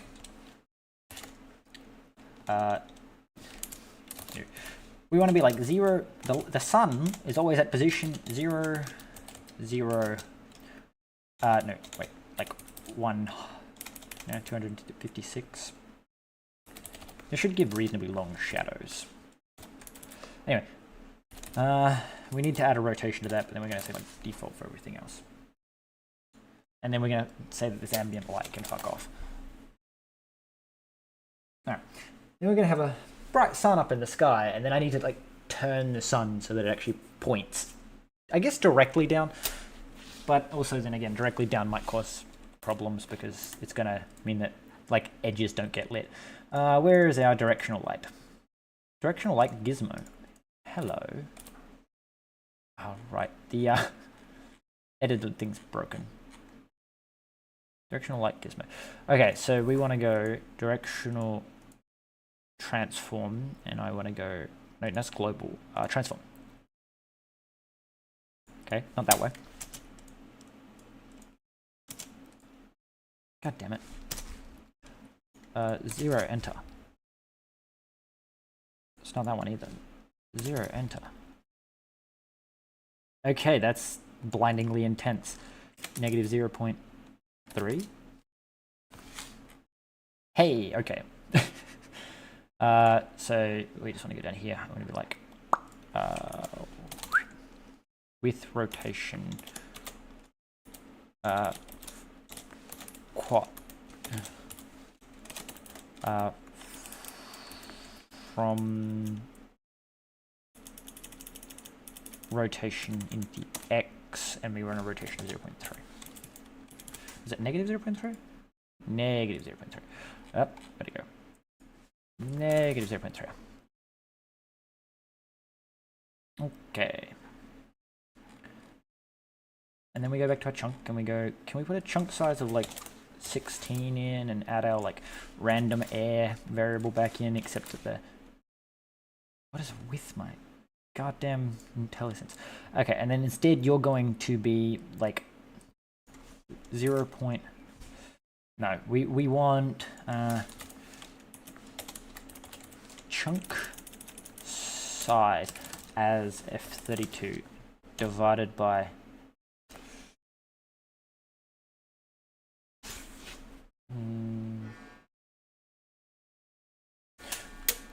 we want 1 divided by chunk size divided by f32 times by y. Also, f64. f64. Right, so basically we go, how many layers are there?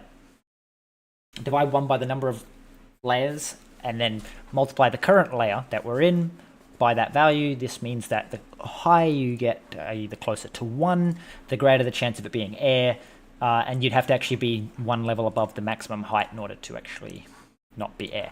But I'm going to use a random noise generator crate for the actual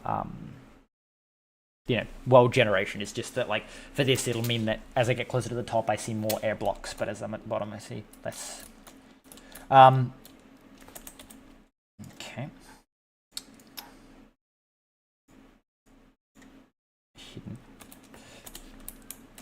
Well, do you think I found the sun? It's very, very bright. Directional light, please, for the love of God, turn your intensity down. Okay. The other thing is I might just attach it to the top of the camera. Well, the issue with that is, do you rotate? Yes. Annoyingly, the camera that the player is physically rotates, which means that I can't just tack the light. I was going to stick the camera to the light source to the top of the player. This would result in, the player moving the light, so that you don't have to worry about the light ever going too far away. Luminosity, maybe like 1/10 that. Oh, I have to click enter, don't I? Am I blind now? Well, yes. I can't tell if the light source is here, like as in where the camera's looking, or directly behind the camera so it's reflecting. Maybe like another drop off in luminosity. No, that's definitely a material issue. Where is your material? Ooh. Base color is white. Can I make your base color like a gray? It would reduce it, but emission metallic. I'm curious if I put like 1. Probably. That looks really cool, but also like, yeah, maybe not. Wait, do you just not see the light? What is going on? Okay, obviously the light's a product of angle. What are we doing? So I like the metallicity at 1 just because it makes things really cool, but what we need is like occlude, reflect, depth, none, some, depth bias, opaque, alpha channel, mask, blend, multiply, mask. Can you unselect that, please, so I can? So it's not mask. I don't understand how. Like, it's not like you have something like alpha channel. I don't get how I'm supposed to like blend, multiply. Does that work? Ooh, multiply works. I think. Well, except that it made everything black. Where's our directional light? Base color? Can we add like our 100 times luminosity back in? Well, it's doing what I want, but maybe I want add. I just need something that's not going to add. No. Blend.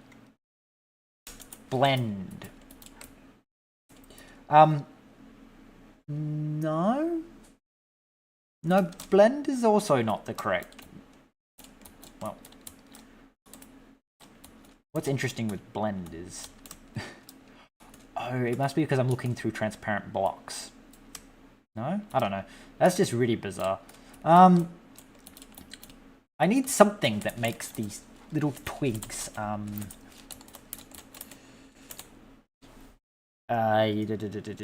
know,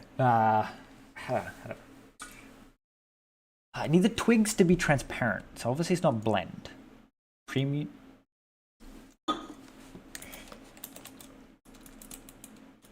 Yeah, I don't know why. It's just, it's invisible from beneath is what's happening there. And that's clearly a shader thing, because I'm pretty sure. Maybe I never looked at it from underneath, so maybe it is like a... we should probably also just turn the metallicity down.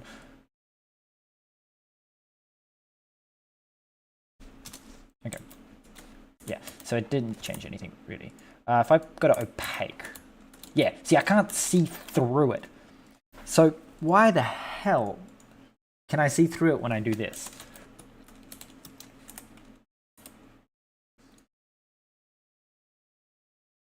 Well, one thing it could be is that I've actually messed up and the alpha mask is that they've all got a slight transparency to them. Like, that's definitely a possibility.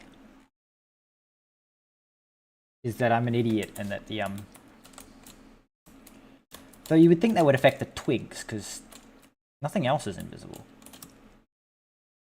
I don't know. Give it a light emission. Please don't emit any light.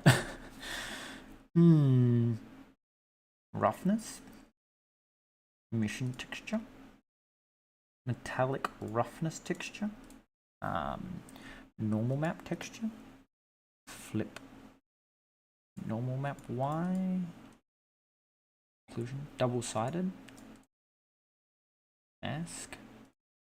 Opaque. What about if mask? We just said like 0.1.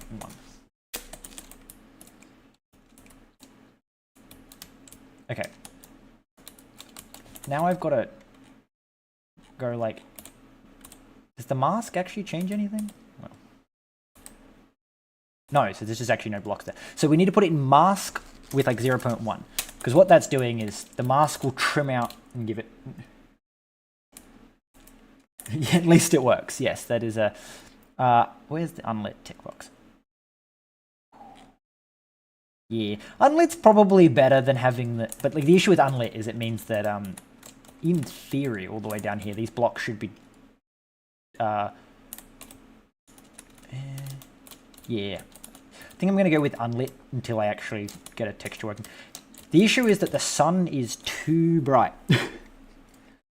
There's something you can change, I just don't remember what it is, that like makes it not shiny.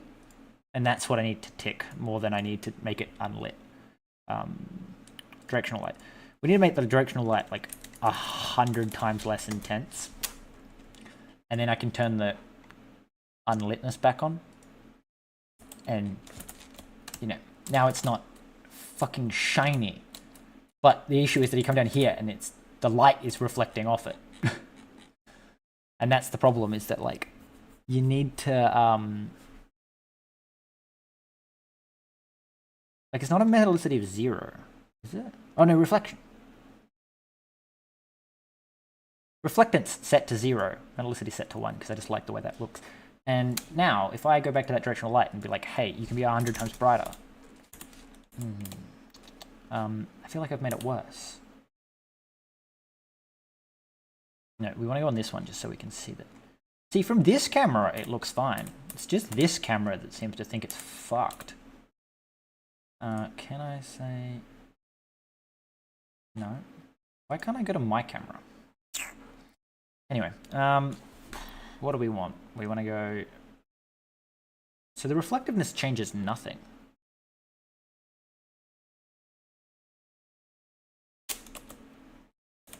Oh, is that the problem? Metallicity of 1 just makes it really... It's probably like a metallicity of 1 makes the reflective. Anyway, that's what we need, in theory. But I don't know why it's not casting shadows. Like, you would think that the blocks down here should be unlit because they can't see the light source. Maybe that's something I have to enable on the thing. Like, is there a illuminance shadows enabled?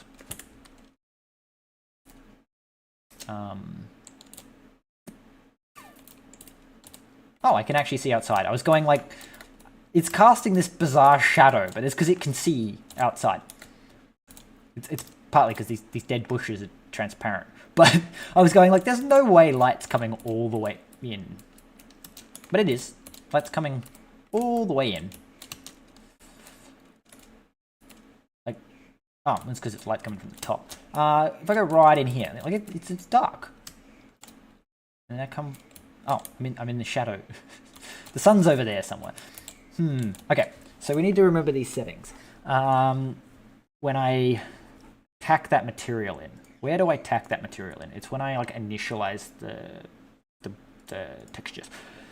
All right, we need to go, this is building the texture atlas. Here, basic color, we set the main handle, and then we say, you're gonna be like unlit. No, we don't want unlit. It was metallic is 0, and intensity is like also 0. Is that all we changed? I guess. Oh, and we need shadows enabled. Shadows? No. Oh, that was on the light. Go back here. The light enabled shadows. It's interesting. I didn't realize Bevy actually specified. So each individual light source can cast shadows. Cascade shadow config? No, it was just shadows enabled on the directional light. Maybe I have to go directional light, don't I? Directional light, directional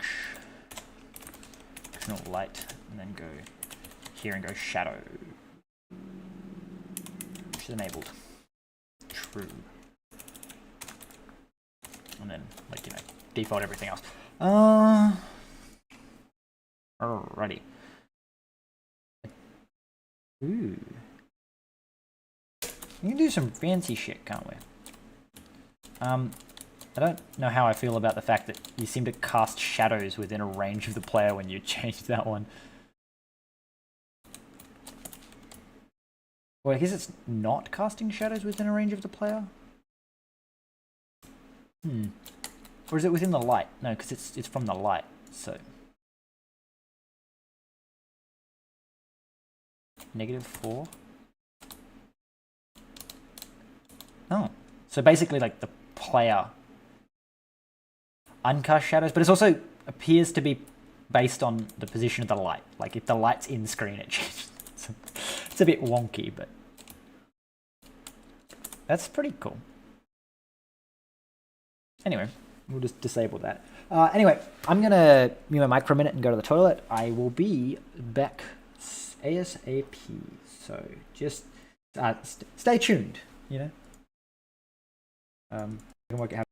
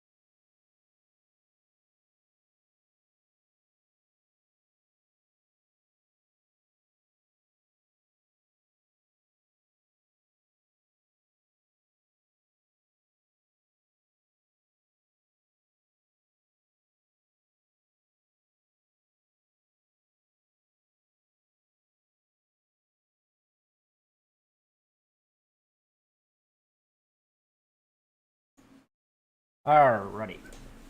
Now we're gonna pop back over here and we're gonna go to Google and we're gonna go noise crate. I'm pretty sure it's called noise. Noise. And then we go here. We want the noise crate, please. Okay. So we want to go back to our world here and go. We need a struct. This is going to be a world descriptor. And a seed. Well, I guess it's going to have an RNG. Yeah, we'll just put the seed here as well, but the seed will be private, so it's in U64. And then brain. We need a RNG.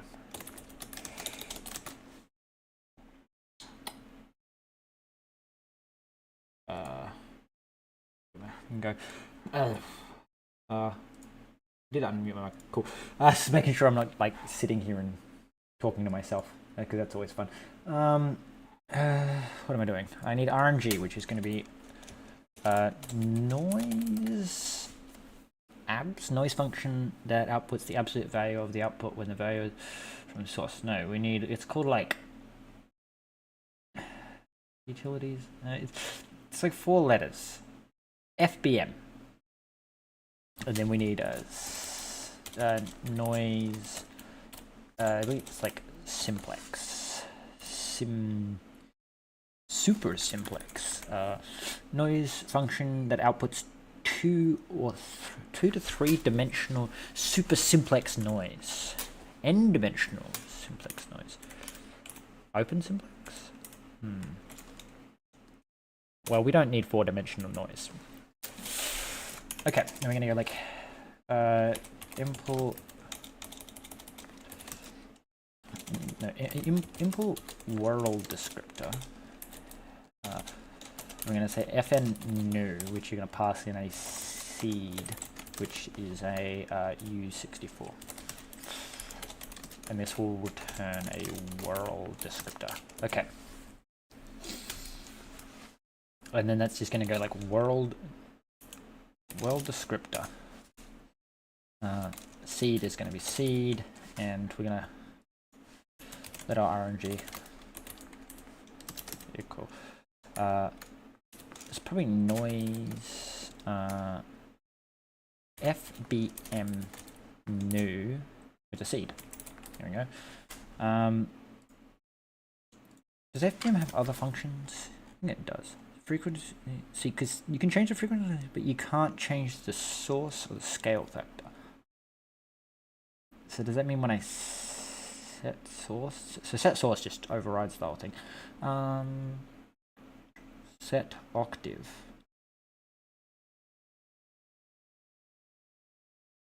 But it's public, which means I can override the octave, right? Like when I call get, you use your local octave. Yeah.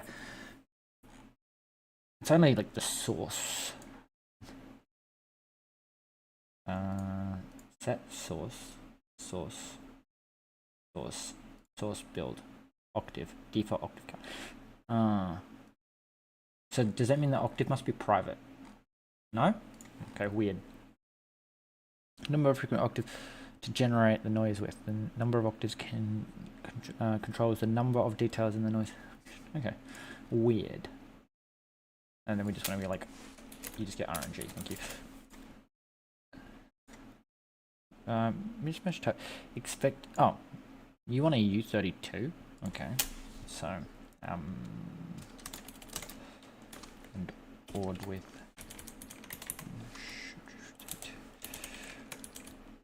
so we want the seed shifted that way 32, and the seed,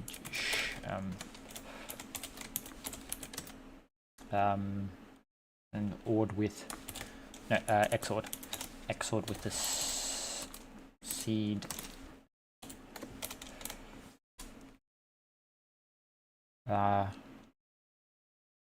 We want the seed shifted 32, XORed with the seed as U32.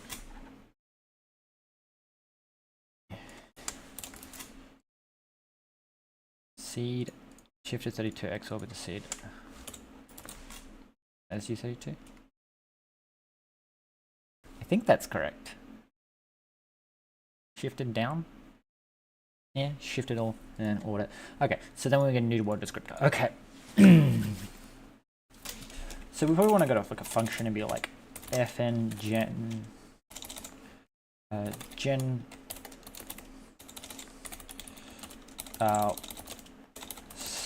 start world, which is just going to go, it's going to take in a command. We need commands, and we need the world descriptor.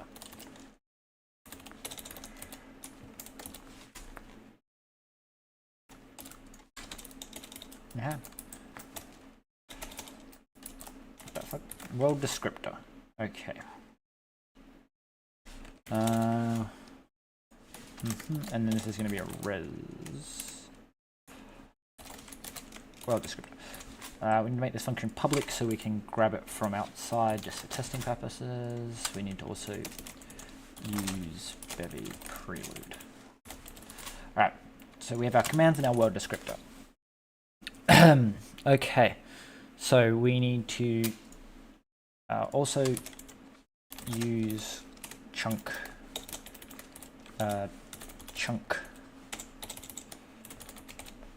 size. We need to make them public. Chunk. Should probably put them in the prelude actually. You're already using the crate prelude, so we'll whack these in the crate prelude. Just to make it that little bit easier. Then we're going to go world. We're going to rename world to mod and move it inside the world folder just to tidy things up a little bit. Okay, so you use crate prelude.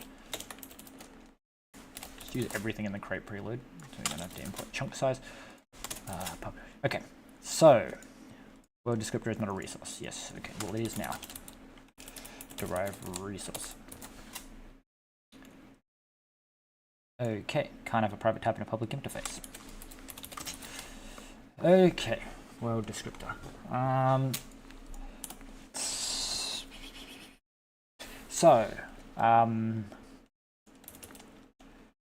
For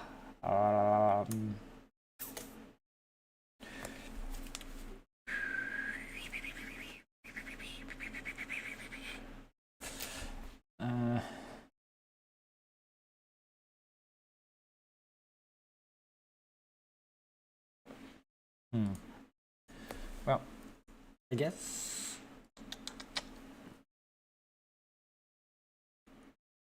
we give you a seed. We also probably should give you a height. No, like a position. We should give you a pos, which is a position, and an RNG, which is a mute RNG. Right, so then instead of doing this, you just, okay, new R, where R is RNG. Okay, and then you get a mute reference to R. Okay, and then you do that. Okay. So at the moment we're still randomly sampling, which will be fine for ages. Chunk takes more than just an argument. Anyway, so this isn't where we generate our chunk. We're just gonna go, hey, you're gone. We're gonna spawn our directional light and our cube, which makes you now more correct. We're gonna go app.insert resource world descriptor new, and we're going to say you have a seed of 3 because apparently that's what I've selected. Yes, hello, pub. Okay, so We have our seed generated.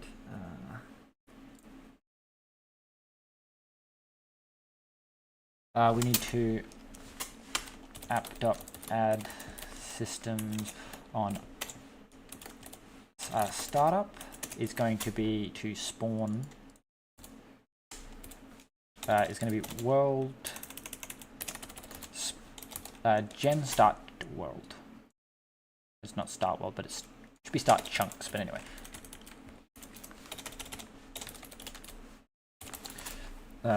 okay, gen start chunks. All right, so I'm gonna say for x in 0 dot dot, let's say like 5, and then for, let's say y, for z in 0 dot dot 5, and then for y, your z, your x in 0 dot dot 5. Okay, so you have the RNG. Does the RNG implement RNG? Or is it like noise needs to be sampled? I think it's...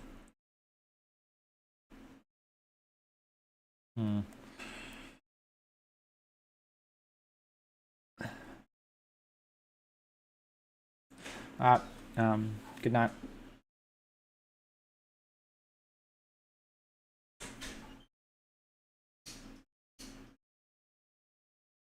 I'm just going to disappear for a second. I hear.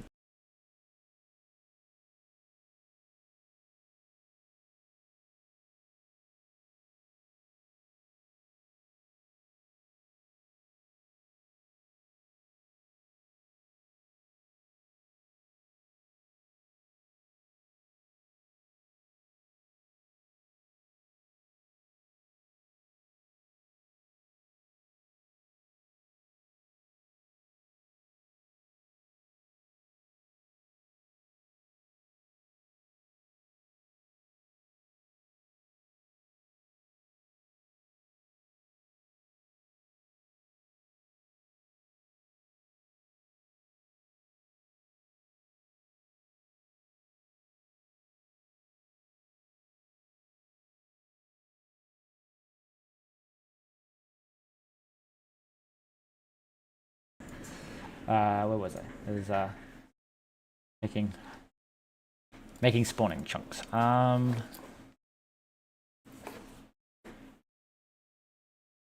I just clone the noise? Because in theory, they don't. Well, they need immutable access to the RNG. But what if I make it a noise? That's noise. FBM noise simplex, super simplex. Does this need mutable access to be sampled? You'd still need access to RNG, so we should probably give you a seed to generate your own RNG.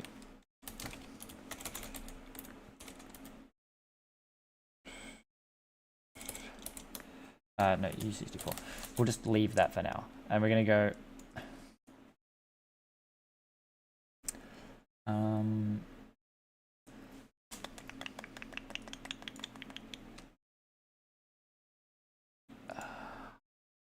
I don't know how to sample simplex. Like, RNG dot... set source node. It's like... How do I sample you? You obviously implement some kind of noise function. So we need to go chunk and we need to go like use noise noise function, and then dot. Okay, is it get? Yeah, it gets the noise function, and then point, and then the point would be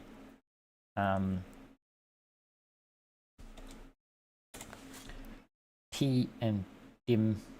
So we would want to get point x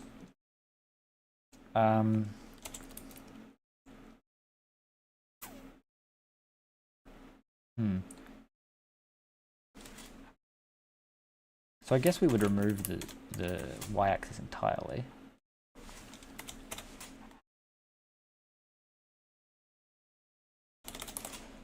And then we say let height equal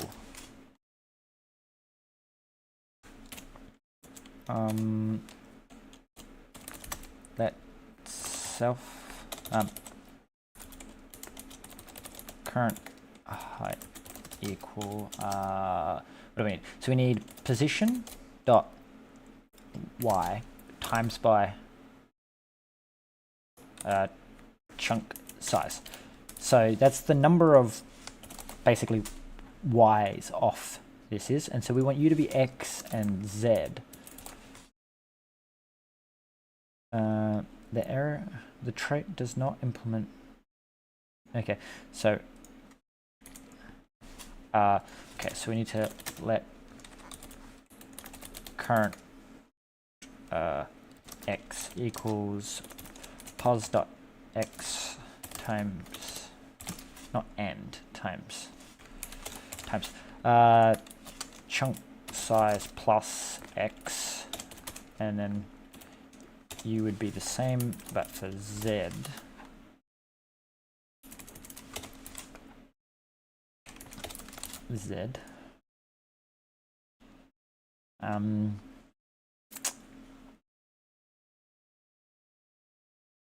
We're also going to go into here, and we're going to go pub const, I'm going to call it jiggle, and it's going to be an f64, and it equals f64 pi const. No, f64. No. Is it std num? No.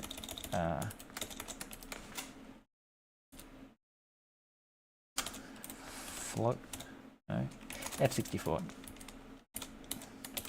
consts pi minus 3. So I'm just going to get the remainder of pi.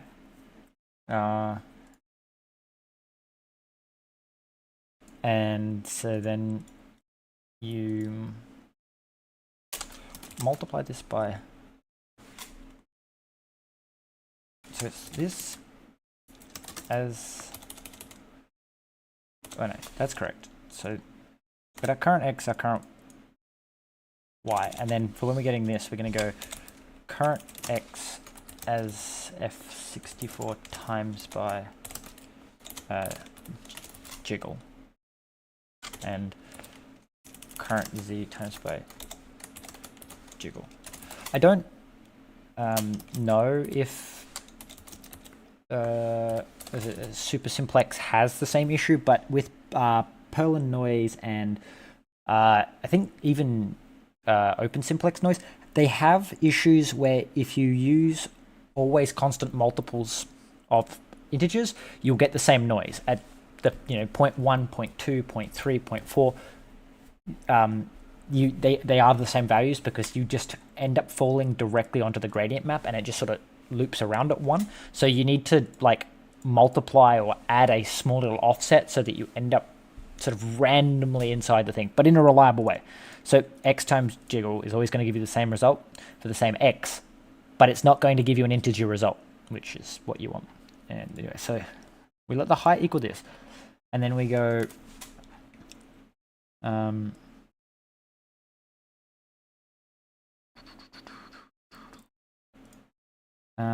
for y in 0 dot dot chunk size. So we need to say, so this is going to give us an F64. We need to times this by, I guess we need another constant. So many constants. Pub const C. Well, I guess ground. Height, which is an F64 and is equal to 64. Alright. So then we kind of times that by ground height. So this means that we're generating a, well, I guess it should be called sea level. I don't know, does this return a value between 0 and 1? Or between -1 and 1? Anyway, doesn't really matter. We're generating a value that's basically between, even if it's 0, 1 or -1 to 1, we're multiplying it by 64 so that we get a number of blocks above. So at 1, our ground height is 64. At 5, our ground height's at 32. So basically just we're scaling a value of like how high above the ground.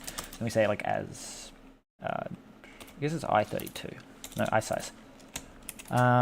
So down here we say for y in 0 chunk size. If y is greater than height break.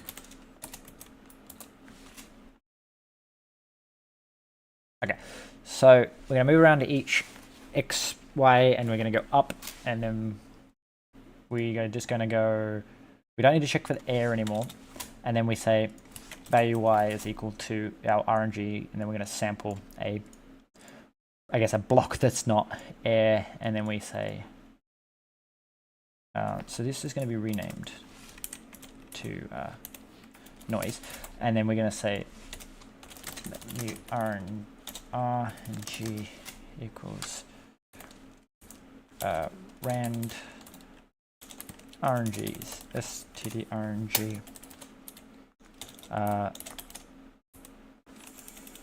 from U64 seed, and then we come down here and we say it's that we pass you RNG, a mutable reference term RNG. Okay, so a simplex position's apparently private as well. Pub. So we only need to take a non-mutable reference to our noise because the noise function will always return the same result, which means it's not determined by how many times you've previously called the function, and therefore you don't need mutable reference to use it.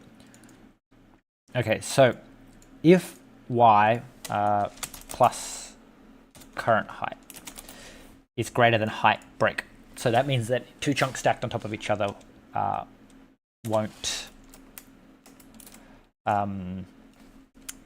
conflict. 2 chunks on top of each other won't conflict.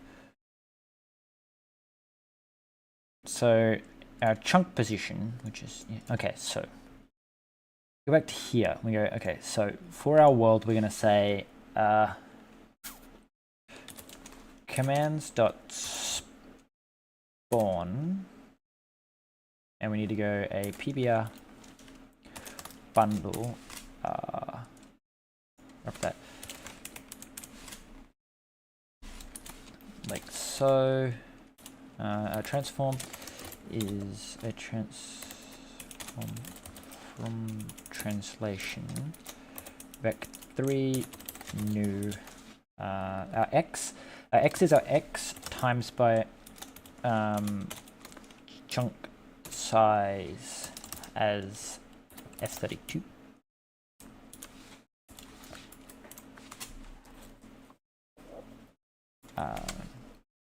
Copy that, paste x y z. All right, so that should offset each chunk accordingly by its position. Cannot multi.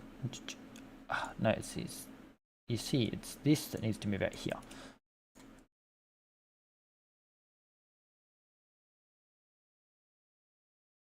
Okay. No, it didn't move it right. Okay. So each chunk is now offset. We need your material, so we're going to need the that is super. What is it? Can I just say res pub use crate textures make texture handle, and then we say textures handle, texture handles, and then we say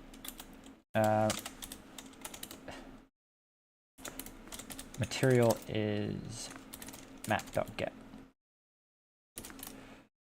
Then we dot default because you don't need to set the mesh.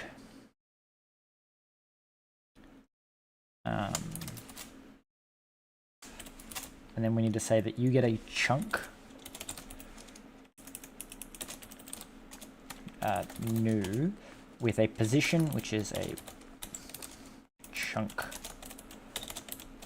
position. I guess new x y z, a noise, which is a reference to world descriptor dot rng, and a seed of world descriptor dot seed. Okay, and then the new function is apparently also private, so we need to go pub. Okay, so each chunk is generated.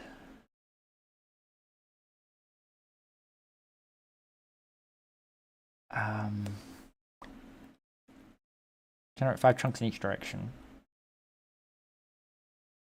We generate our noise. We say X chunk. So chunk to the right spot. And then the generating start chunks would mean that because they've had a chunk changed, they should then generate their mesh. Let's see if this works.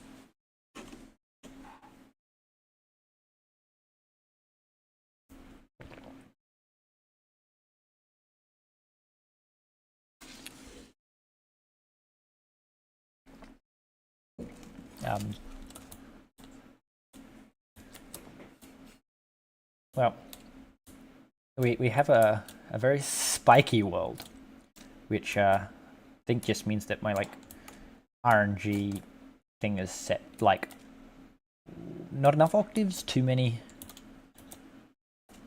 reverberating values. It also makes me feel like it's probably between 1 and -1.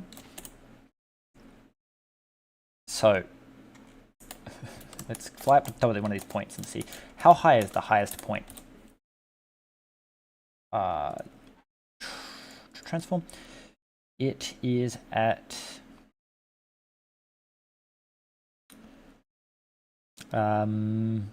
translation 81. That's interesting. That one's only 2 blocks. Okay. Let's fly over here.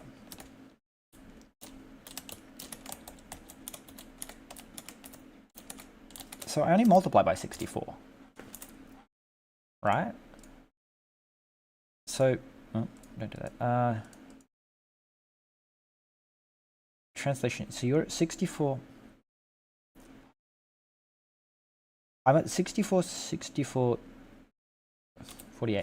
and I'm at the top of one of these. So 64 is definitely as high as they can get, but they seem to disappear, and the fact that they're in big spikes and disappear makes me feel like it probably goes to negative. But it could also just be that 64 is as high as the chunks go, because it's one of the last chunks generated, which means that there's no way it can get higher than that. How do we do? Well, one thing to do, you go new and go, hey you, I'm gonna make you mutable and go RNG dot frequency equals, what's your default frequency? Default frequency is 1. So I need to be like, if I set your frequency like 0.5, surely you won't wave up and down as rapidly. This is where I need to make an editor, but I think that'll be a tomorrow thing. If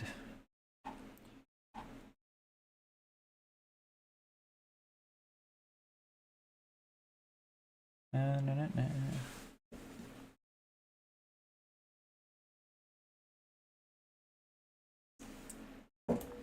Okay. Is it less spiky now? Or is it more spiky now? Okay, let's set the frequency to like 0.1 then.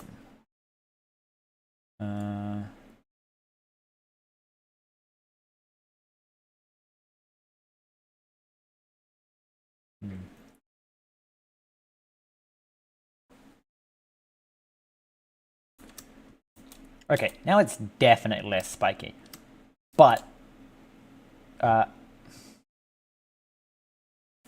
see a reoccurring pattern because they're all given exactly the same seed. Well, that would also cause that. But they also seem to not be offsetting by like an amount that's perspective of their position. I'm using current position, which is their position. Oh, well, first off, position.y, no, position.z. That would also help. That should make them more random. But the fact that there's a big chunk in the middle that it's like not set tells me that it probably varies between 1 and -1. I mean, the way to tell that would be to go. We could just print out the height values. Okay. Well, now it's no longer repeating along the axes, so that's good. I'm already loving these big blobby mountains that I'm getting. What was I doing? Right. If I make it print out the height, it'd be like print line height. I guess it's debug.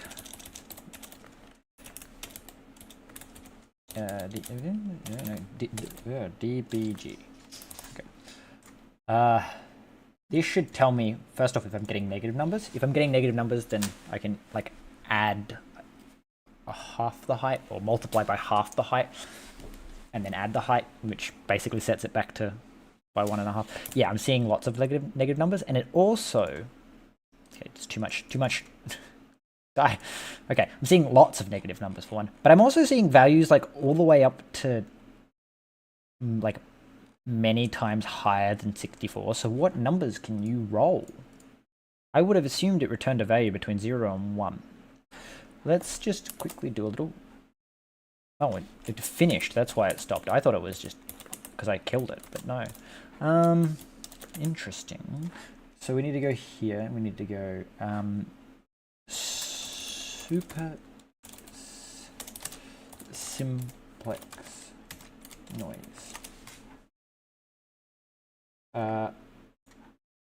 What values does it return?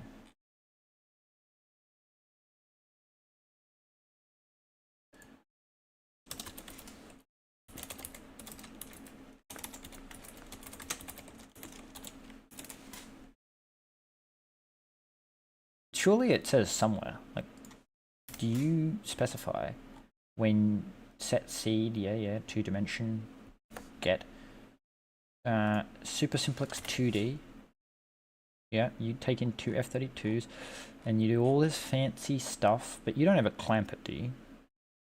Index is regular sum floor.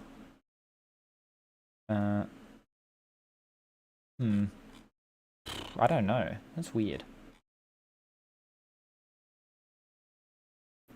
I could just swap to using 3D simplex and just see what it does. But the fact that I'm seeing values, like I'm sure I saw values like up to like 200, but maybe that was just negative 20. No, I just swear I went past like 100. Maybe it's just because I'm scrolling too quickly. Yeah, probably. All right. Yeah, so the fact that I can't seem to find a number unless I'm scrolling quickly, I think I see 200s, means it's probably just between 64 and negative 64. But that does mean that we want to take this number. So we want to be like, let height. So we want to let the height equal the noise. So we want to get that value.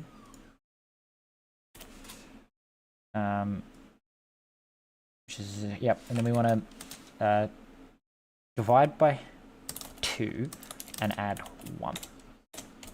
So divide by 2 will make it between -1 and negative a half and a half, and then we don't want to add 1, we want to add a half. Adding a half will make it vary between 0 and 1, and then we multiply that by height. Okay. And then when we do that, that should mean that 0 is as low as the ground can go. So we won't have those big voids, because those big voids come from the fact that, oh, it's still debugging there. I'm just going to say like let min equals f64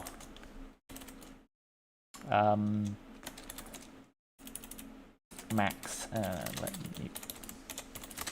max equals f64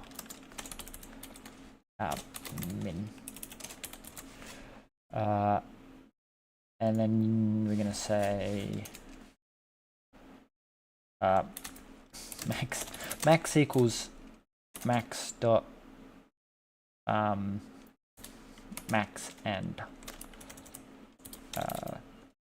height, and min equals min dot min height, and then we're going to come down here and we're going to debug at the end of the loop.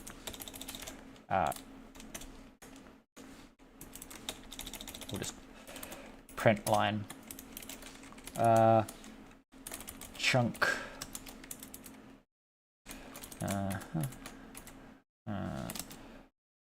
min max.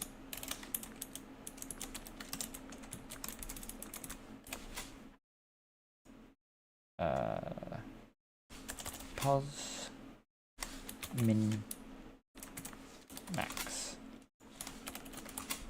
Oh, somehow I keep turning my keyboard back. That's hilarious. Back. That's why you don't mess with your keyboard when you don't know what you're doing. I flipped my question mark upside down because I thought it'd be funny for when I'm typing in video games, just to have an upside down question mark. And now my computer will randomly swap which keyboard it is back to the one with the question mark. So, these ones obviously are rolling a 0, but now we end up with like a lumpier landscape. Feel like we probably want to value even lower just to get like more hills than mountains. And the idea would be that you can change this noise function that it generates to be like specific to the biome, and then you give each chunk a biome, and you would probably need to have like a function to blend biomes. But I believe in Minecraft that's what rivers are for, is that rivers are always found in the boundaries of chunks that use different noise methods, and therefore they hide the fact that the noise method changed, so you don't get an abrupt change, because it's like, well, the water has to be at a fixed height, and then the edges can flare to the height of the neighboring chunk. Anyway, what are we doing? So it's a ground. All right, we're going to our world descriptor, and we're going to say like make this number even smaller, just to give us nice rolling hills. But I also want to say like RNG dot latency latency, a multiplier that determines how quickly the frequency increases for each octave. The frequency this two results in the frequency doubling every octave. For almost all cases, 2 is a good value to use. Okay, so I don't want to mess with that one then. Persistence. So this is like how long. So what's it going to say? Multiplier that determines how quickly the amplitude diminishes for each octave. The amplitude for each octave is equivalent to the octave's amplitude, and the value increasing the persistence produces rougher noise. Okay, well, what's the default though? A half. So we want less rough noise. So we're gonna say you're now equal to like a quarter.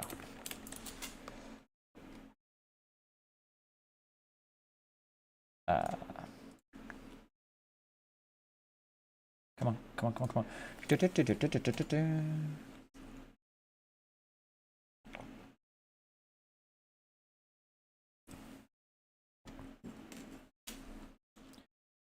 Alright, so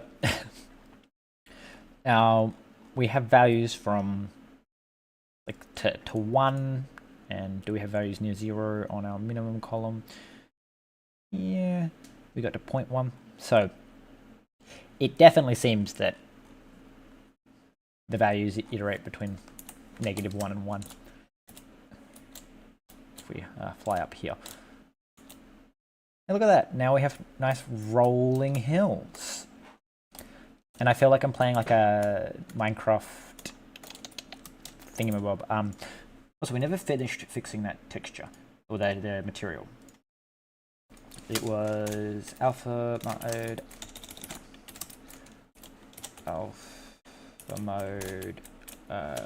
this is mask, and it was like 0.1. Just because that makes the bushes transparent. So at the moment, each chunk still renders its edges, which I think I'm going to leave because they talk about, oh, you optimize it and you get rid of, but like for now at least, like the chunk, like the extra code of each chunk needing to check its neighbors would probably slow the chunk generation down so much that it wouldn't be worth the extra performance. Like, all you need to do is make your game performant enough that a reasonable number of chunks can be rendered. I guess another thing you could do is have like an entire plane kind of thing and be like, if all of your sides are surrounded by completely solid, but be something that a chunk would need to determine itself is it solid completely? In which case, like, it can block out other rendered chunks. Anyway, that's I just want to make the world infinitely generate, and then I'll call it for today. So we have to gen our start chunks, and then we need to be all like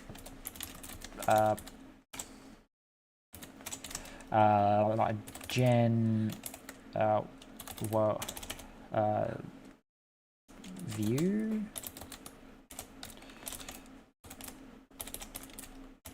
chunks. So this is going to require us to make an actual map.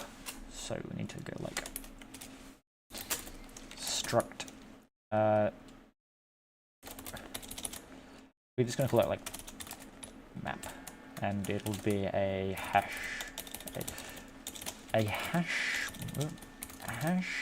set of positions, which does mean that position now needs to implement hash. Hash, please. So we come back here, we go, okay, so we have a hash set of positions. We're going to go map in that, we need to mute map, which is a res mute map. Derive resource. All right, so we need our player. Query. So our player, which means we need a. I don't like that it keeps telling me it's public in a private interface. It's annoying. But anyway, we don't need we need to transform, and then we need to say with fly cam.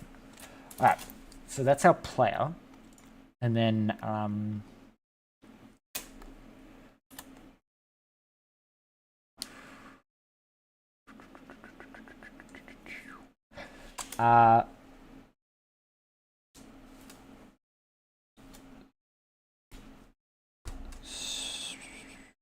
we need to go let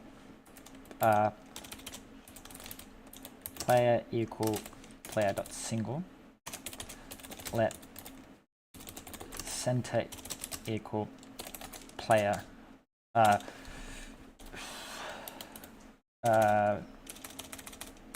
equals a position new player dot x divided by dot translation player dot x divided by chunk size as 32 as I size.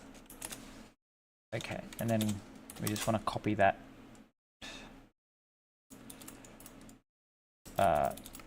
3 times and change it to Y and Z. Okay, so that gives us a center position, and then we want to go, well, actually the Z shouldn't be the Y shouldn't be factored in. Y should just be 0.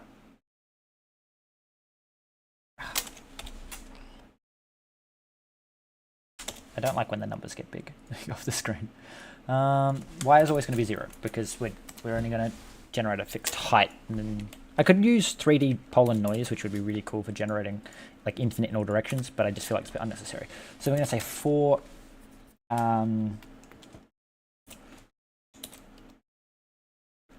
x in 0.5. Oh, we'll just copy this one. So we go. So for x, y, z, and instead of doing, well, okay, we're going to do that eventually. But so we need access to commands too. Commands end. Okay. So for 5 blocks in each player, if map.0.contains. Why can I?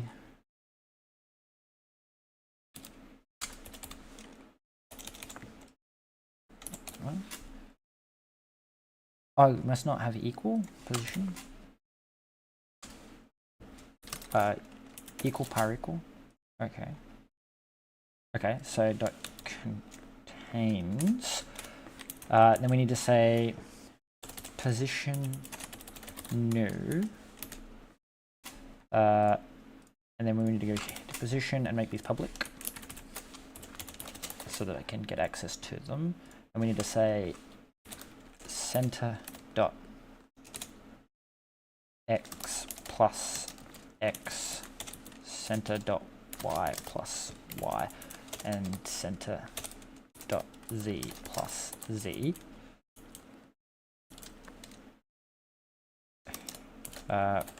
Continue.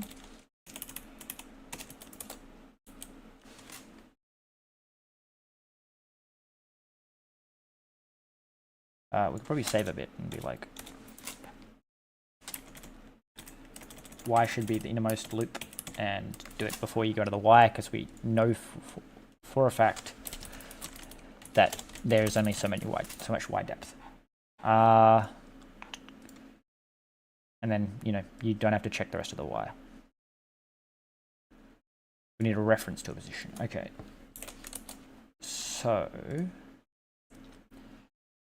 we go, if it contains the position, we just insert this. Otherwise, we go here and we go, we say map.0.insert.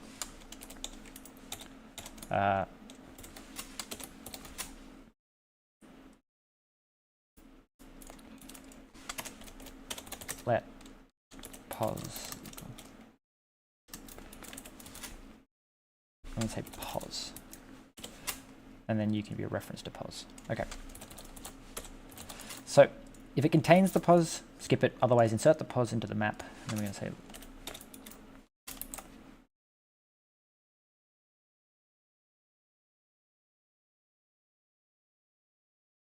then we need to go pos is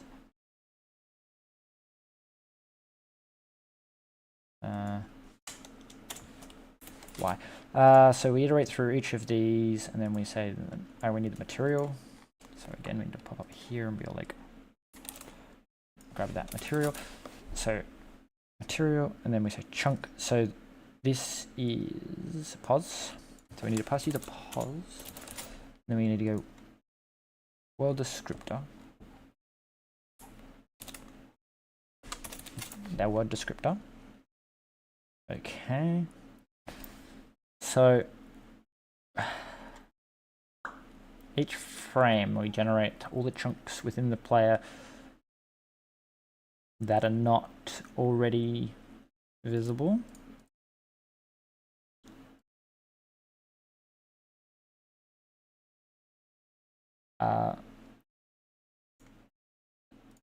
And then we're going to go hide underscore view chunks, and this is going to query mute chunks mute visibility transform with chunk.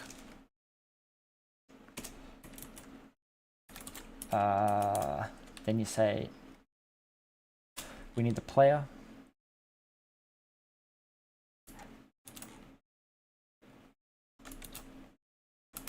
So we grab our player, and then we say let player equal player dot single dot translation, and then we go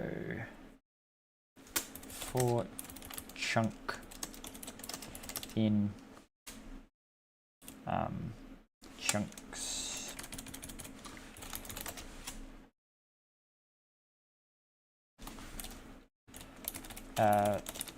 viz and pos for the player, and then we go immutable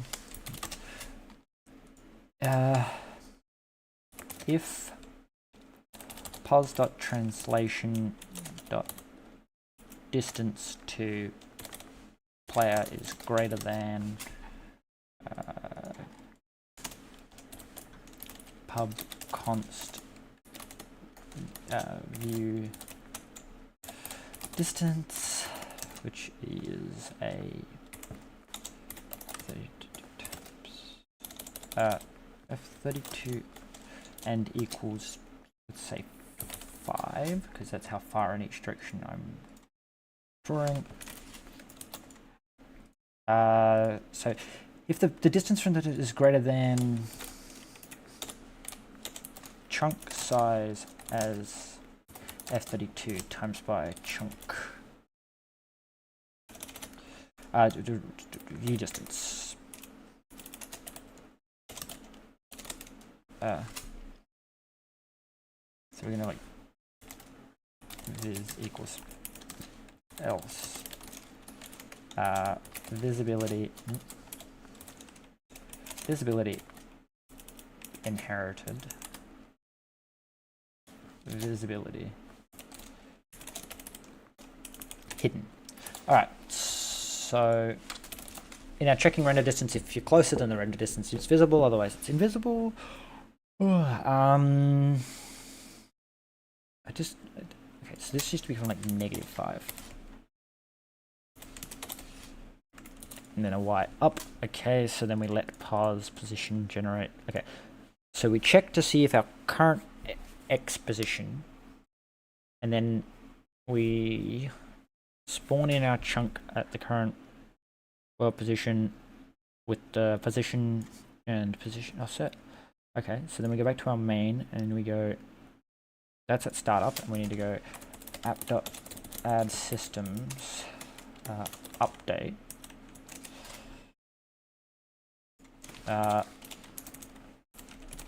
So we need to go world gen view chunks and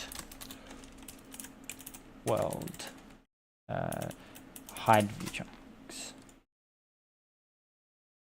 Okay, and let's hope this works first try.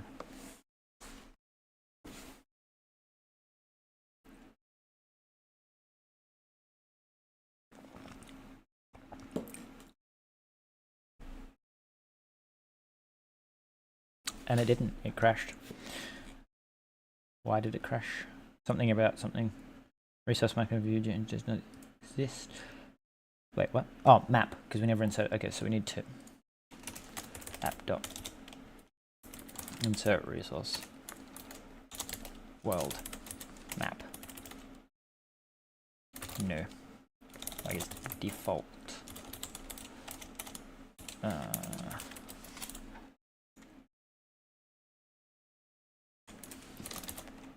Default. Alright, let's try that, because we're not missing the resource, so it should run this time. Ugh.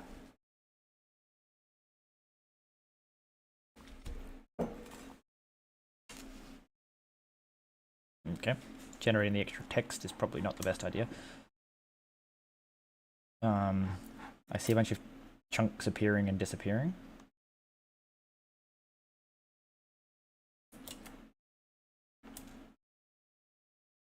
Now I have a suspicion this is because I've hit 0, 0, and that the chunks should in theory continue indefinitely. No, something's very wrong.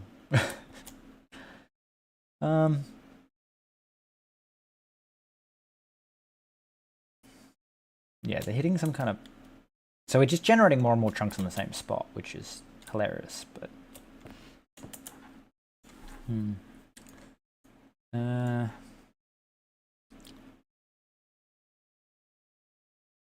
So we generate our start chunks, and then that worked fine. Which means it's got something to do with the fact that you get the center of the player, and then plus X. Okay, then we check to see if the position exists, and then we do Y. Oh, because it's X. No, it should be pos dot X. Pos dot Y. And pos.z. Let's try that. It should work.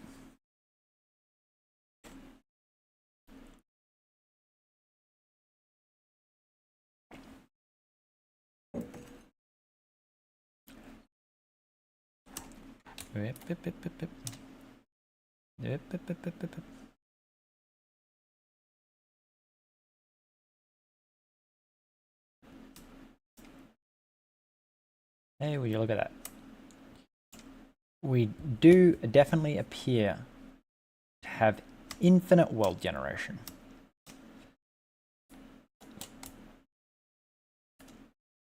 And then it should be much faster to go back, because currently it generates a chunk. It generates the chunks like as soon as you reach them, but then it just hides them, which means going back it's much faster because it's not regenerating the chunks.